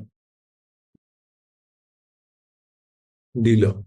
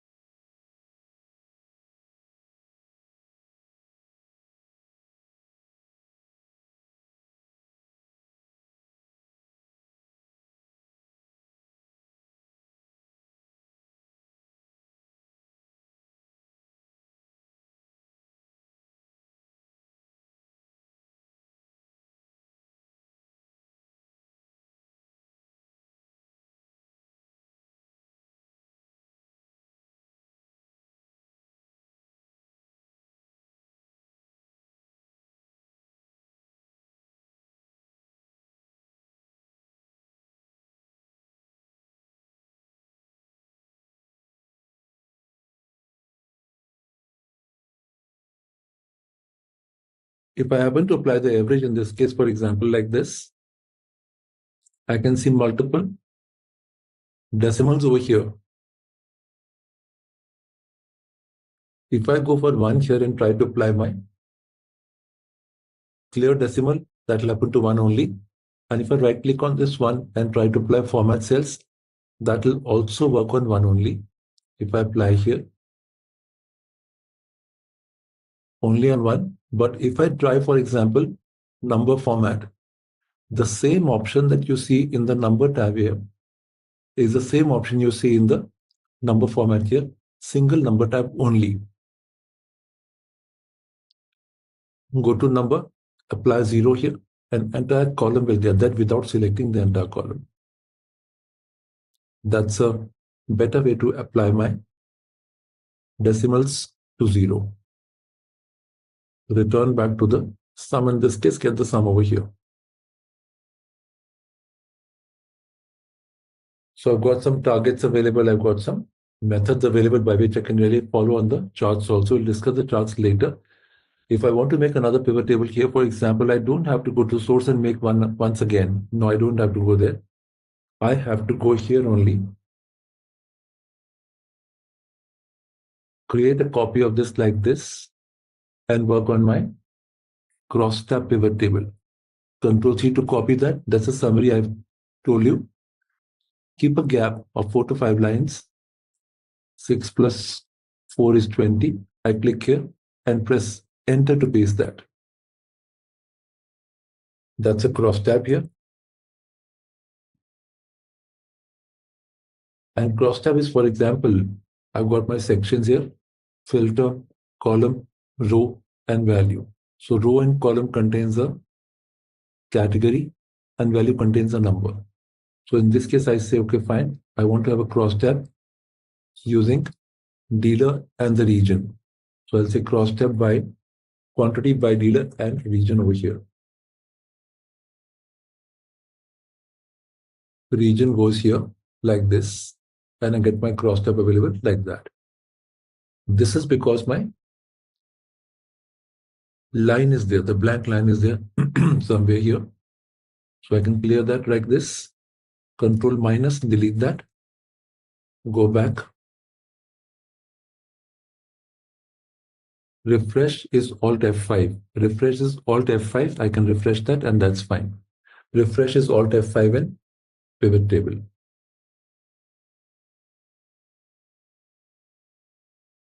That's the way I can control it, for example.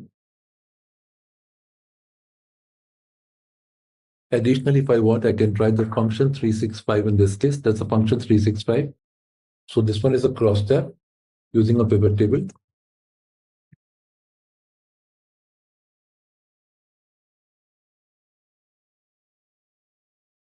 But I'll try the cross tab using a pivot function now.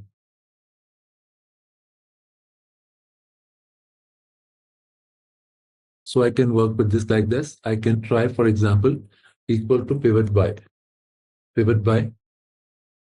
Some of you might not have the function available with you. It's perfectly fine. At least we should know what the function is about. Row, column, value, and the function. I want these headings over there. Row, for example, is my dealer. Column is a region. Value is my quantity. So I go pivot by like that. Go to the source. Control shift down arrow. That's my dealer. Like this. Comma. I then pick up the range. That is region.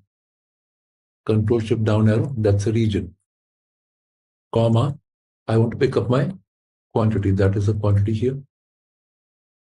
Control shift down arrow quantity. Then a comma. Pick up sum. Close the bracket. Press enter. But the same data available, isn't it? 1896270. Same data here. That's a pivot by function available in Excel. If it is not there with you right now, you'll get it soon. So that's what I've mentioned over here. That is my pivot table function available there. And that is live, by the way. That is live because that's a function. It has to be live, isn't it? It has to be obviously live in this case. If you have set up these two pivot tables, and if, let's say, for something that you want to change the field, and which actually takes you to that line, which is kind of overlapping situation. So, is there something automatic that to manually insert? No, we have to apply manually only. Like we apply any other function, we have to apply manually only the function over here. But if I go to Winston corner, for example, here, I couldn't hear you properly, but I could get some words from there. So if I go here and pick up the top row in this case, and that is a daily corner here, for example. And if I see daily corner here, for example, is this one. And the first record here in this case happens to be, just a minute, that is East. And that is 100 quantity over there. Let's make it 200. Let me see what is there first of all. In fact, that will not update for the upper table, right? So I'll make it 200 over here. There we are. If I go here, this Tina agency has gone down somewhere. Is that so? Where was it? It was here. The first one is daily corner, daily corner, and that's 200 plus. And we see daily corner here, east is 50780, daily corner here 50680. That's the difference that we can see between these two. And the total here is 189,6720, 6820. It's an update in this case. It's a pivot table that is with the function pivot table available over there. Right now, you have a pivot table on a row number ending with row number 36. Okay, but maybe just add one more field here. Let's say product code, right? In this case, in this case. So normally, if my rows are going to next further rows, I get a message that you have data on overlap. Yeah, that's a hierarchy table. If I try to do that here, it will not allow me that. It will not allow overlap appears. Yeah. So can we adjust it automatically or something we have to do it manually? No, we have to create a space here. So we have to create a space manually only, right? Yes, that's right. Okay. Because this is something I faced because when I have more than one pivot table on my same sheet. So sometimes to review data, I get this message, and every time I have to make manual adjustments. So there is no way I can do it automatically. You will get this message only in this case when you try to add something to the row side over here. That's correct. If you add something row side here, only then you will get the message. Yes, because it's going to expand here. It's going to expand here. And if there is something else over here, it will not be able to overlap that. That is why the message appears. Okay. And I can't do anything automatic to that. I cannot do. I have to create the space here. Okay, understood. Yeah, I thought there is a way to adjust the space automatically. No. Okay, that's right. No. Yeah, thank you. Perfect. I'm glad I could hear you. Thank you so much. So that's a cross tab with the pivot table function also and with the pivot table feature also. And that's a summary report. I do a copy here and try to create a hierarchy in this case. And that's where we have a issue of that overlap of the option available. Hierarchy is always adding to the row side in that case. So as I apply that over here, for example, I want to apply, for example, the change here. Let's have a change here. I want to apply the product group here. With that, I want the region over here. That's a sweet little hierarchy I can see in this case, and that's what I can apply in this case. That's a hierarchy. That goes for overlap. So if I have my table up to here, for example, that sweetly expands the moment I add some other group entry to my row section. To expand it needs more space, and there is no way I can really expand that automatically in this case. While I'm saying, I'm thinking also if I can see some way out, sometime I can come back and guide that in LMS also and update that over there once I see that. So LMS does not have the pivot by because this feature came quite recently. That's why this feature might not be explicitly mentioned there, but it is mentioned over there. Pivot by is there. So that's how we can have the hierarchy available there. Now going further, for example, if I go for the month-wise display, for example, I can pick up the data like that. Month-wise display.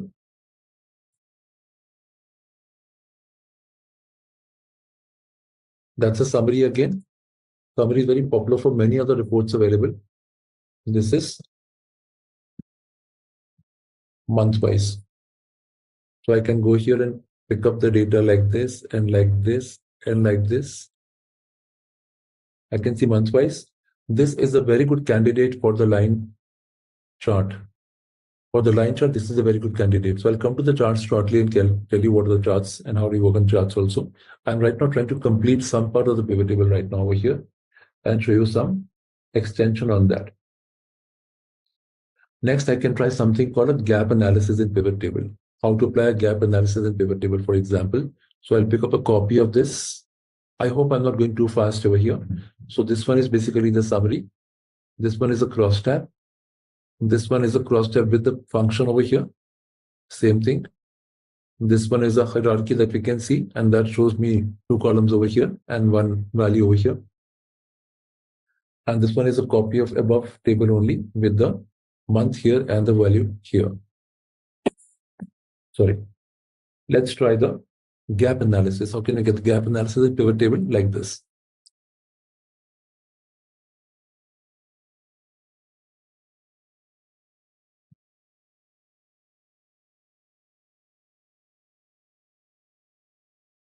For the regions. So I pick it out, bring that in. The highest sale is incidentally on the top only 62, highest sale over here, 48, 46, 32. I want to see the gap analysis over here. What do I do in that case? I can drag it here, for example, and see 2 copies over here. Go to the second copy. This part I've covered with you already. I'm going here now. There are so many options. We'll cover other options in detail later. But right now, I can have the difference from. I can have the difference from in terms of real numbers, but that will not be more indicative to my gap, actually speaking. The gap will be more indicative by going to the percent difference from over here. And that is what I see in this case. It says region north. You want to compare with north? No, I would like to compare with east because that is the highest value. North shows because I'm on that cell right now. If I'm here, for example, and right click and go to show values as percent difference from, it shows me west over here because I'm on west right now. So I have to choose this as east in this case. That's my comparison. And that is what is a good gap analysis. So in this case, I'm seeing the total quantity. This basis percent gap. Between east and east, there is no gap. It shows nothing. So north is 21% away from east. South is 26% away from east. And west is 48% away from east. That is a gap analysis. What have I done, by the way? I simply got my quantity twice over here. Right click on the second copy. Show values as percent difference from. That's what we apply over here. Get the answer available there. Pick up the highest category over here. Region is my base field over here. And base item is my topmost item over here. Apply that over here and find the answer there. And that's a percent gap that we can find. In case you're still interested to find the difference in the numbers, you can add that to give us support to that. But percent difference is much more indicative, and that should at least always be there.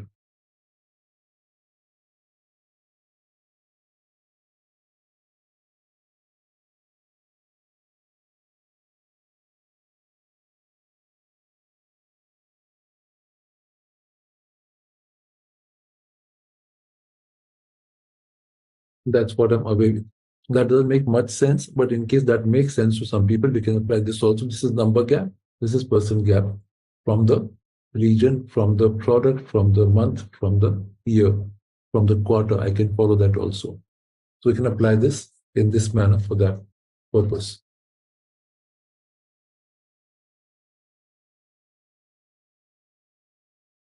Let's try to work on some charts also and some pivot table details also. I've given you some basics only on the pivot table. Sometimes when I want to make a calculated column, for example, on this, I might have to go to a calculated column to create my next target available, for example. This is a combined performance for 3 years, for example, that might be the case. But suppose my next 3 years should be a bigger target, or let's say if I go for some percentage upwards on that, for example. How can I talk about this? I can then go to this option here, pivot table analyze, fields, items and sets, calculated field, apply the target, field should be quantity plus 10,000. What was the quantity plus 10,000? Or let's say 20,000. Add, that goes here. That's my target. That goes here and that will go here. Target, you can see that over here. That goes here and that shows me target. So that's a new. Double click on that, shows me the detail of that, for example.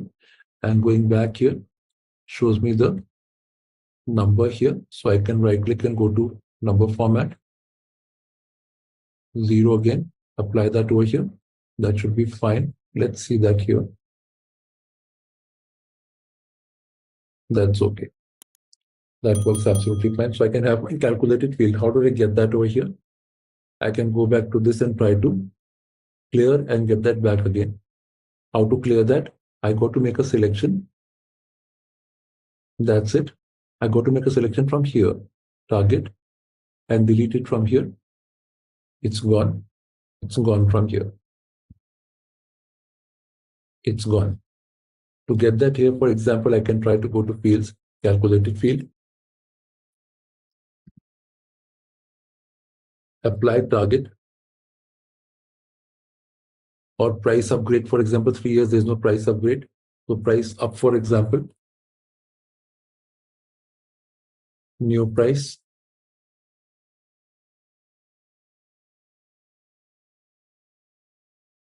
current price,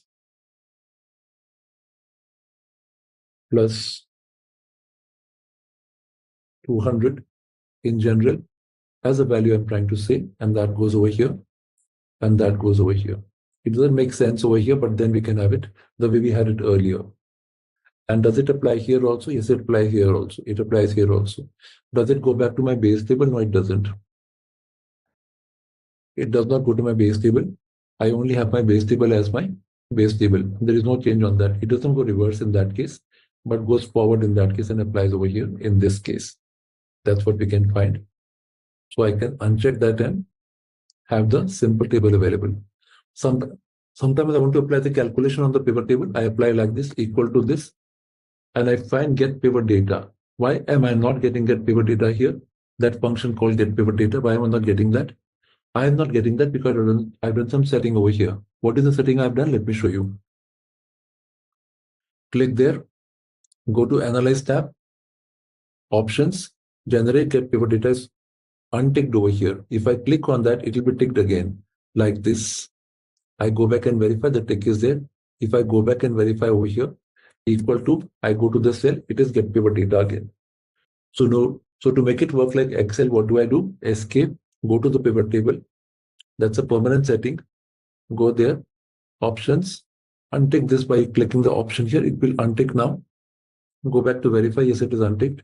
Click outside, check this, equal to, I can see that it is unticked over here. That's how it is workable.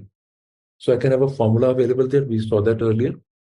I can have an auto fit column width on update off in that case so that it doesn't auto fit every time. I can have my generate get pivot data not allowed in this case by going to the option over there. I can then apply the filters by going to click over here or see the filters right in this case. That's what I can see. I can then move to the target here, for example.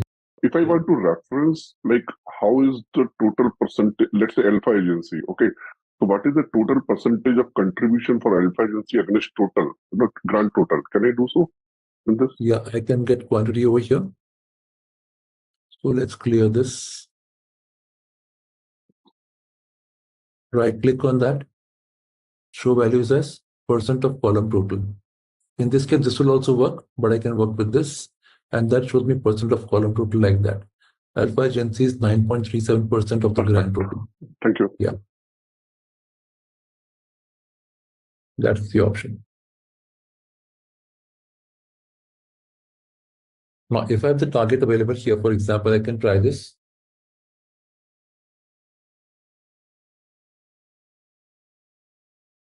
If I create a column chart here for this section, in this case, for example, Alt F1 is a column chart, and I get the column chart like that. Alt F1, shortcut for column chart is Alt F1.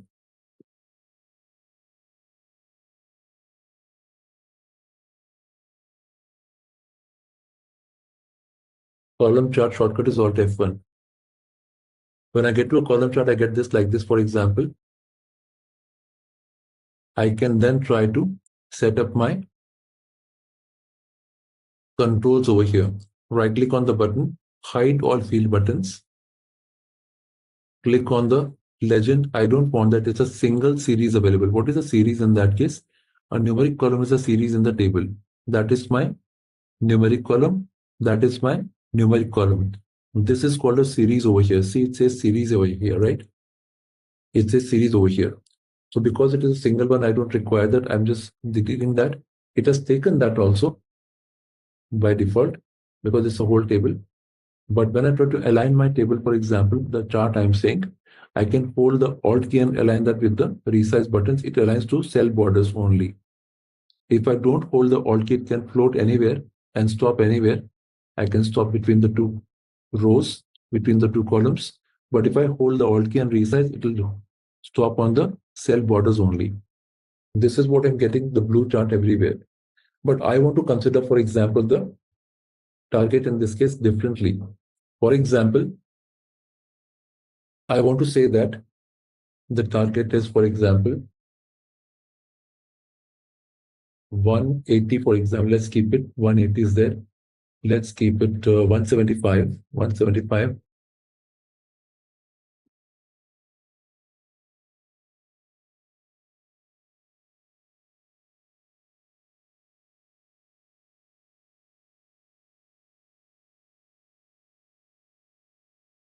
We'll require 3 zeros, right? That's okay. That's my target. So to differentiate between what is the target I'm getting, if it is matching or not, I can have the target set over there. I'll keep it over here for the time being there. And I see my green bar is to be different. And the orange bar is to be different. So I announce that over here. This color green will not help me. I'm just trying to separate it like that, for example. So I'll say, for example, if this value is more than equal to this target, so I press lock F4 to lock it, then comma, give me this value. Otherwise, we don't give a 0 in this case. 0 will plot the graph in the charts. 0 will plot the graph over there. So I don't want to plot the graph on 0. I can then say apply NA over there. NA means there is no value there. A no value is indicated by a NA in the table, but not by a 0. 0 will plot the graph over there. I don't want that. There'll be a dip in the graph. I don't want the dip in the graph. I want the graph to go straight like that. And I drag it like that. And I position that right. Then I go here. If, for example, this is less than this value here, I can lock it. Then give me this value, else give me NA again. Perfect. I'll pick up these two over here. So this went a little far. Let me just delete that. I'll pick up this over here. Now press Alt F1. So I see the green and the blue, the orange and the blue, sorry. So in this case, these three are basically blue. So I can click on that and go to the format, apply that as green. These are meeting the target. Okay. I can overlap that here. The formula is given over here. The formula is given over here. I can overlap that here, for example, and build my custom chart over here. Build my custom chart over here. So it shows me with the proper target available there. And this series I can change to have my actual names available. Right click and select data. Go to edit option there. Apply the series like that. And the series shows me here. Same thing. But that's meeting the target. Let's go by 170. Many of these meeting the target right now. So I have done this thing over here. I've got my formula done here. If my value is more than the target here, then give me the value, else give me NA. If it is less, then give me the value, else NA. Alternatively, the values appear over there. I apply Alt F1 to get my chart available and then plot the chart right away. Change the color blue to green and go to select data over here. Apply the edit section here and pick up my range from here and apply that.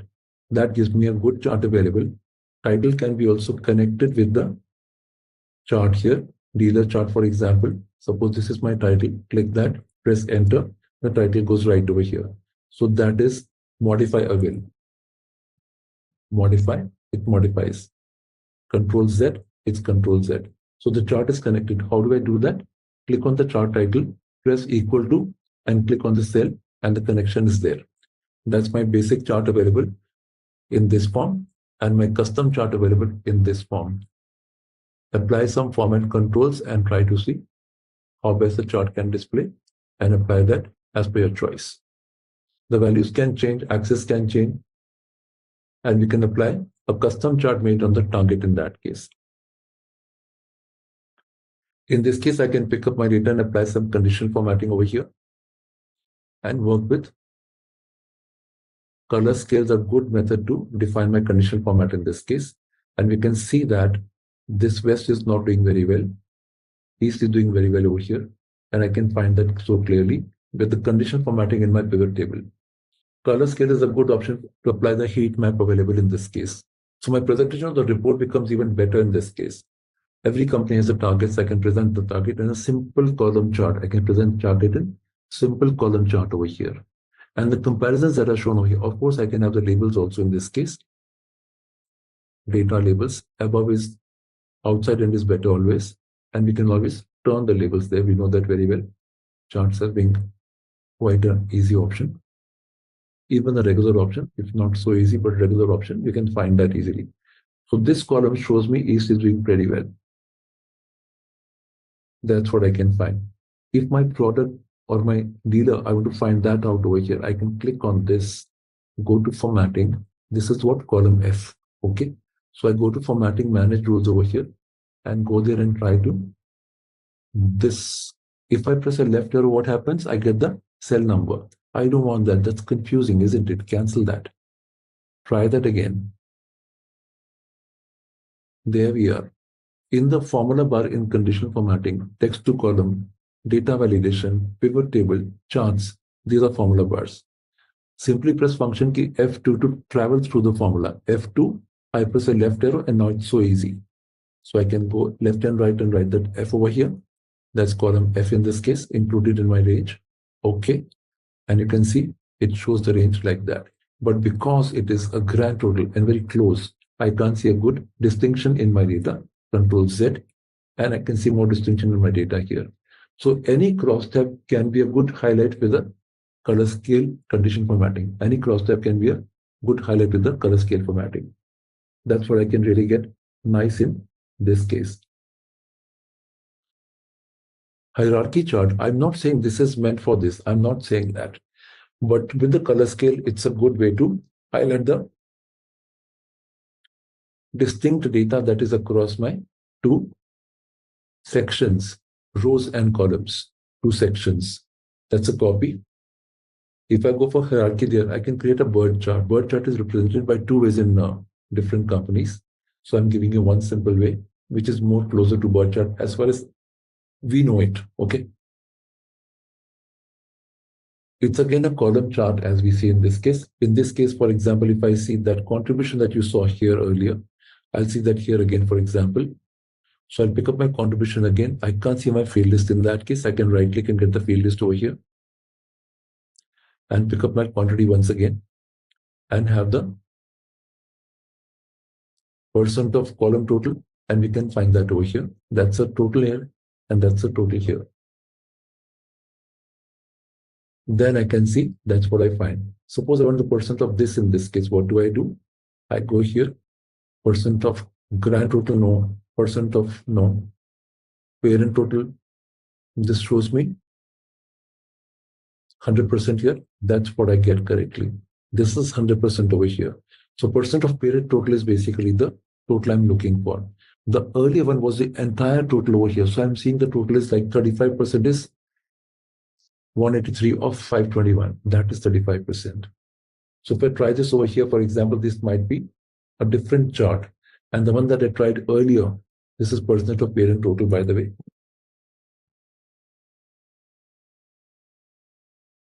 To view that what is that I've applied over here, I can go here and see the tick mark shows over here. So if I try that bird chart here, Alt F1, for example, I get the chart here.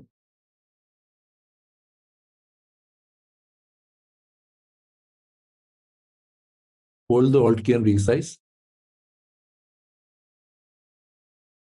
Right click on the button, hide. Click on the legend and delete. Extend the chart further. Whenever you find a chart with the basic number and the percentage there, that means that's a candidate to a combo chart in Excel. That's a candidate to combo chart in Excel. Whenever you find the percentage available there, be it revenue, be it deduction, be it depreciation, be it the percentage of the number only. If you see a percentage here and the number here, that means this number is below 1. Because 100% is equal to 1, we know that very well. 100% mathematically is equal to 1. So if I see something like 34 point something as percentage, for example, then that means 34%, that is 0.34 of 1, that is 0.34 of 1, even less than 1. How can that get plotted over here? 0.34 of 1 is like between 0 and 1. It won't get plotted here. That is why it's a combo chart requirement. So whenever I see a big value here and a small value here, a contrasting value here, I should be looking for a combo chart. And a combo chart is not a single chart. We got to combine the chart here like this. So I can go here. I can rightly go here, format cells, the number format, and try to apply 0 in this case, and that makes sense. Perfect. And I can go to this one, right click and say, change series chart type. Series is what I told you. That's a series. That's a series. Change series chart type. And do not change the chart type. No. Change the series chart type here, please. That's a series chart type here. My second series, which is my percentage here, for example, I can modify the label here. Percent of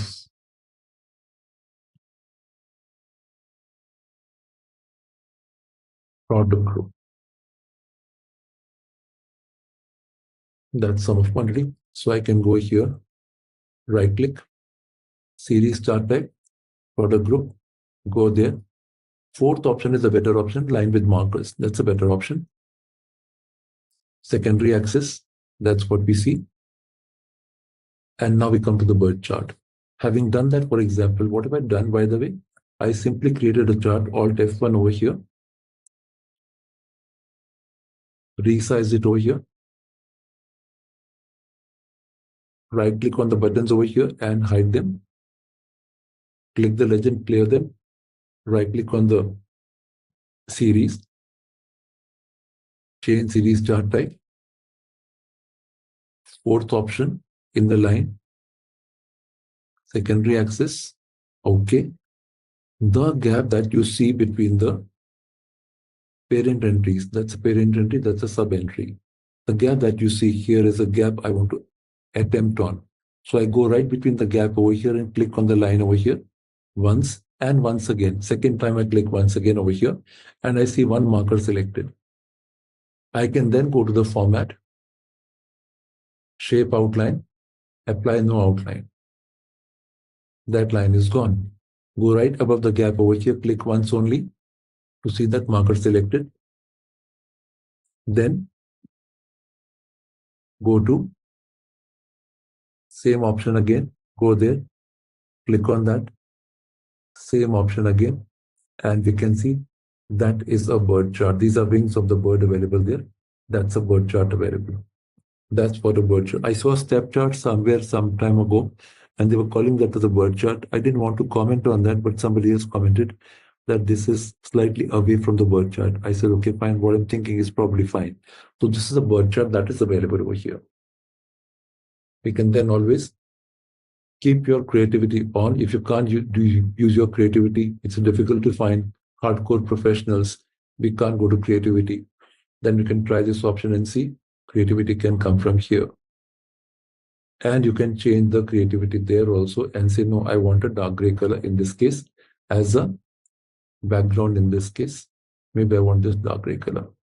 So my creativity applies now. Then I got to go there again, click on that again like that, line again. Because that option is chosen earlier for no fill, I can click on that once again and get the answer. Again over here, get the answer. Again over here, and get the answer like that. That's a quick shot on the bird chart available over there. Labels is quite easy. We can go and click on the labels and find the labels over here. These are the labels that we apply.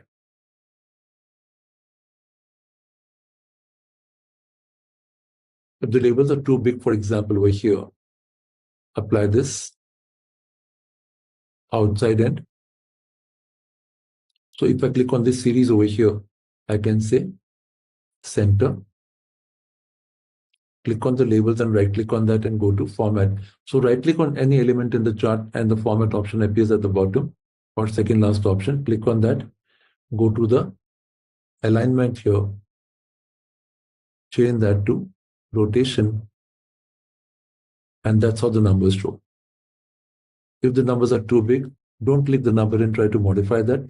Click the series here and modify that. Right click, axis options, and the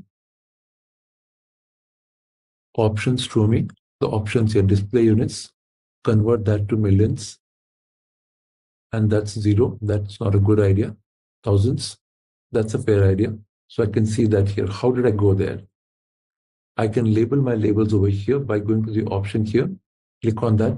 If you can't find a plus sign there sometimes, you can go to the design tab and all the options are here, which you don't see here sometimes. You can see all the options here. Data labels, inside center is fine, that's okay. And I can click on the labels. No, I can click on the axis. Right click on the axis, go to format axis, then apply the display units and change that. That will work fine, only for one chart at one time. In the case of a line chart, whatever line chart is there, click on the labels. Try to display the labels above or below. That's a better option. Above or below. Usually above is the best option in the case of line chart. That's how we can see. That's a combo chart available and a good candidate for the hierarchy in this case. I don't say you make it always. If there is no percentage here, but two of the combinations are here, then combo is not required. We can make a column chart in that case, or a bar chart in that case. That's what we can try. Month-wise, when you talk about the period, for example, quarters, years, or month-wise, for example, always trust on line chart. Line chart. Line chart. Let me now tell you why line chart 4 I chose earlier. See, if I go for the line chart here, and this is my first option here, let me guide you on the charts right away. It will be a little bigger jump on the charts right away, but a food for the thought will be there with you. So when you come across the charts thereafter, for example, some thought will go your mind and you'll realize that why we discussed that on that day. I'm sure you will remember some part of it. It's slightly bigger, but I want to mention that here and don't miss the opportunity. Never know, meet again or not. So I'm just trying to give you that thought in your mind so that you can remember that, and that will give you a good idea about how charts play. Have a look at this. A small diversion from line chart right now, but an important one. Have a look at this. If I go for the charts over here, please see that I see a stack chart over here. A stack 100% over here. So after the first chart, I get a stack and 100% over here. First chart, stack, 100% stack, one more 3D. First chart, stack, 100% stack. First chart, stack, 100% stack. Therefore, if you understand the meaning of the first chart, which is quite simple to understand here, and the difference between the stack and the 100% stack, then all of these become easier to you. Yes. And you will start demanding, I want a 100% stack or a stack. I'll come back to the explanation of that. If that sounds a little too much for you, skip it immediately. Don't keep it in your mind. Keep the rest in your mind, which we have done in 2 days. But I'll give you the input shortly after the line chart. So coming to the line chart here, for example, you will notice that the first is a standard line chart. This is stack, 100% stack. Line chart with markers, stack, 100% stack. So the series is basically replicating by just these two options, stack and 100% again. Okay. The reason I'm choosing the fourth option here is when I create a line chart like this, look at the line chart below in the preview, you'll see there's this continuous line over there. And if I do not plot my markers with the line chart, it's quite likely that I'm possibly going to skip my changes in the chart over there. Although I can see my plot at the bottom with the month names over there. But if I look at the chart solely, for example, and my focus is on the chart only, I might miss the chart turns over there. I might miss the chart turns over there. Therefore, I apply with markers. Makes more sense. I can then go here, Alt and resize. There we are.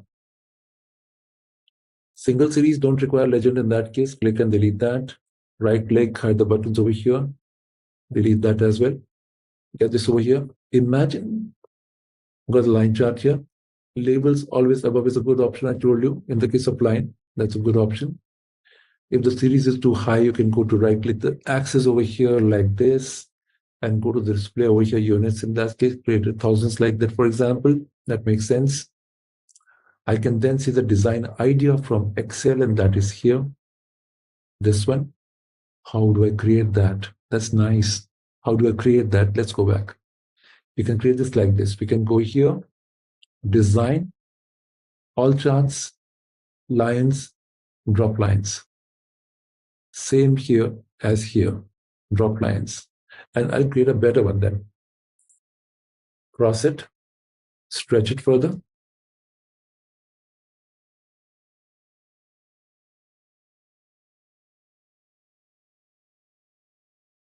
This one, font color white, better. Lines to be lighter. For the lighter lines, I want to make it darker, for example.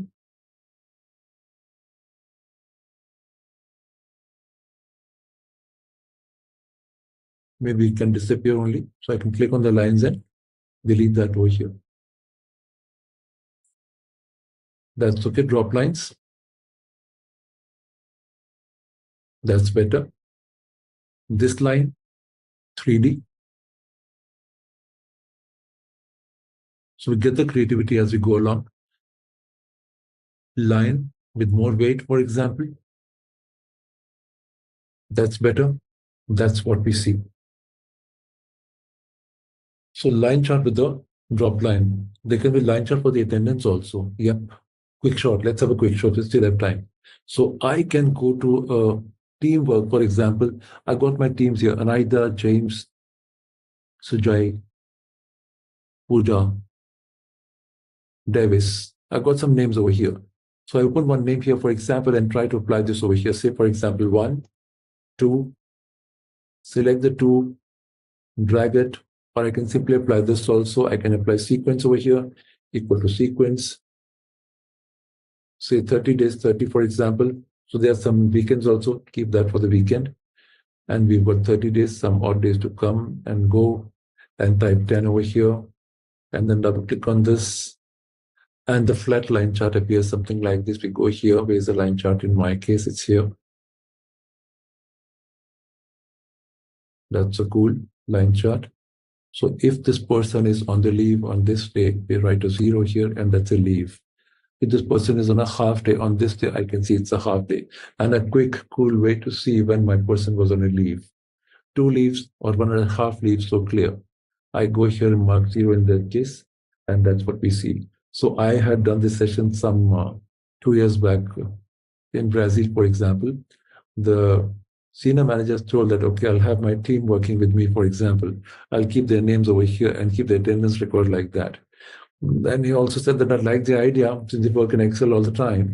So he kept another sheet available for his children, for example. So when did my children not go to the school? So when I go for that meeting in the school, for example, I can see the data and try to understand, okay, my child did not go to school on these days. That was a good takeaway. So that's the way we can have attendance feedback available with the line chart. Simple days available here and the simple number available here, and then the given dip in that case. However, back to Excel. So we got this over here.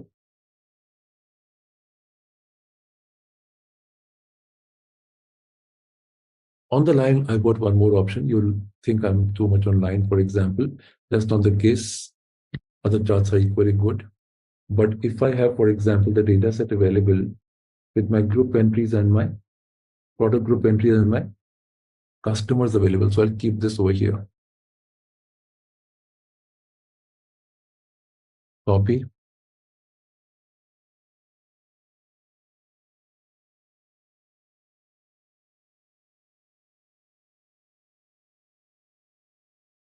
right click and go to field list, product group, and customer entries over here. Overlap appears because the space is not sufficient, so I can probably select Control Shift plus R for row, enter, and that's fine. I think overlap will still appear. Control Shift plus R for enter, and that's fine. That should be fine. So I need, for example, the customer over here and get that over here. That's fine. So I can convert that pivot table to a simple table, because for that line panel, I need a simple table available. Control A, Control C, Control Shift V is a pay special values. Control Z, in fact, I don't want my totals. So I can go there, right click and say no totals here. And the no total here. Control A, Control C, Control Shift V, that's what we get.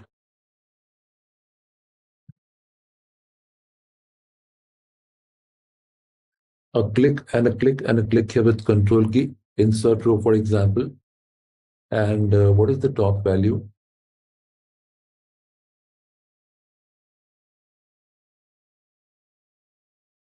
One 192,840. So let's keep it 2350. So let's keep it here. 195,000. 195,000. Copy, click this and click this, enter to paste that. Make a selection, create a line chart. That's a panel line chart.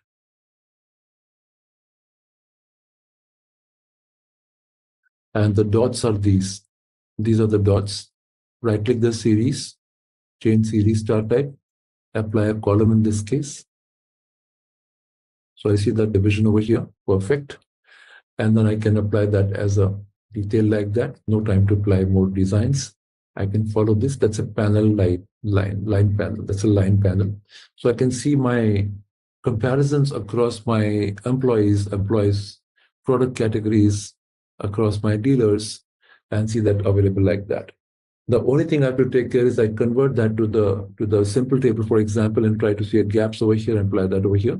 And that way I can really apply smart designs available, each panel separated like that, and seeing that here, every panel showing the customer label. So I can avoid this customer label there. That was here, for example, and I can pick up the rest. And that should be fine. That shows the answer over here, and that's a clear series for the line panel. So they will overlap if I try to have no gap here. They'll overlap together. And this is a more detailed view of each and every group that I see over here. Forget the product group and customer. That's a top header that is taken. That should be fine. Yeah, I can drag and then change the size also. And that's a fine. That's a straight answer to the answer variable there.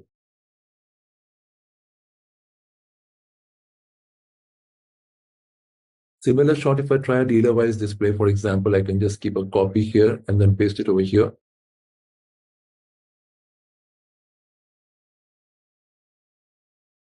Without a pivot table, I can create a chart here, which is a tree map in this case, a good display of the distributorship available there, a tree map. So that's large, small pack, large, small units, and the medium size. These are the groups, product groups, for example. Under those, I've got the numbers and the values available here. Whichever does better, for example, suppose I go here and change that to 15, 1, that shifts over here, that shifts over here. Control Z, for example, suppose I go to large, which is here. That shifts here. Let's have one more. Entire set shifts on the left side. See that? That's a change. So that's my categories over here, showing the indicator in the tree map show. In the tree map show, that's a good one to display the report like that. That's how we can display the report like that, and have many more options available there. That gives a fairly good thought available. How can I really expand my Excel knowledge and try to apply that in very different ways, for example. Where the takeaways are many, many for that matter, and the reason we have to know Excel even more. All right, let's test your knowledge. Here's a question for you. What is the recommended way to handle confidential data in an executive report? Option A, password protects the workbook. Option B, use cell-level security. Option C, limit the report to high-level metrics. Option D, all of the above. Take a moment to think, and when you're ready, choose the correct option. Remember, each choice holds a key to unlocking the answer. Good luck. Type the correct answer in the comment section. Hey there!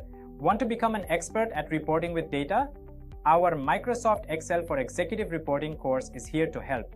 You can take it at your own pace on our platform. In this course, you will learn all about using Excel to make smart reports. It is like a toolkit for turning raw data into clear, powerful reports that decision makers need. Our course covers everything you need to know, from basics to advanced tips and tricks. It is designed by experts who know Excel inside and out. Your teachers are pros with years of experience. They are here to help you understand and answer any questions you have. And don't just take our word for it. Our students love the course too. People just like you have found it super useful for work and career growth. Best part, it is affordable. This chance to build your Excel skills won't break the bank. Ready to become an Excel reporting pro? Sign up on our page now. And for more info, check out ZaranTech's website.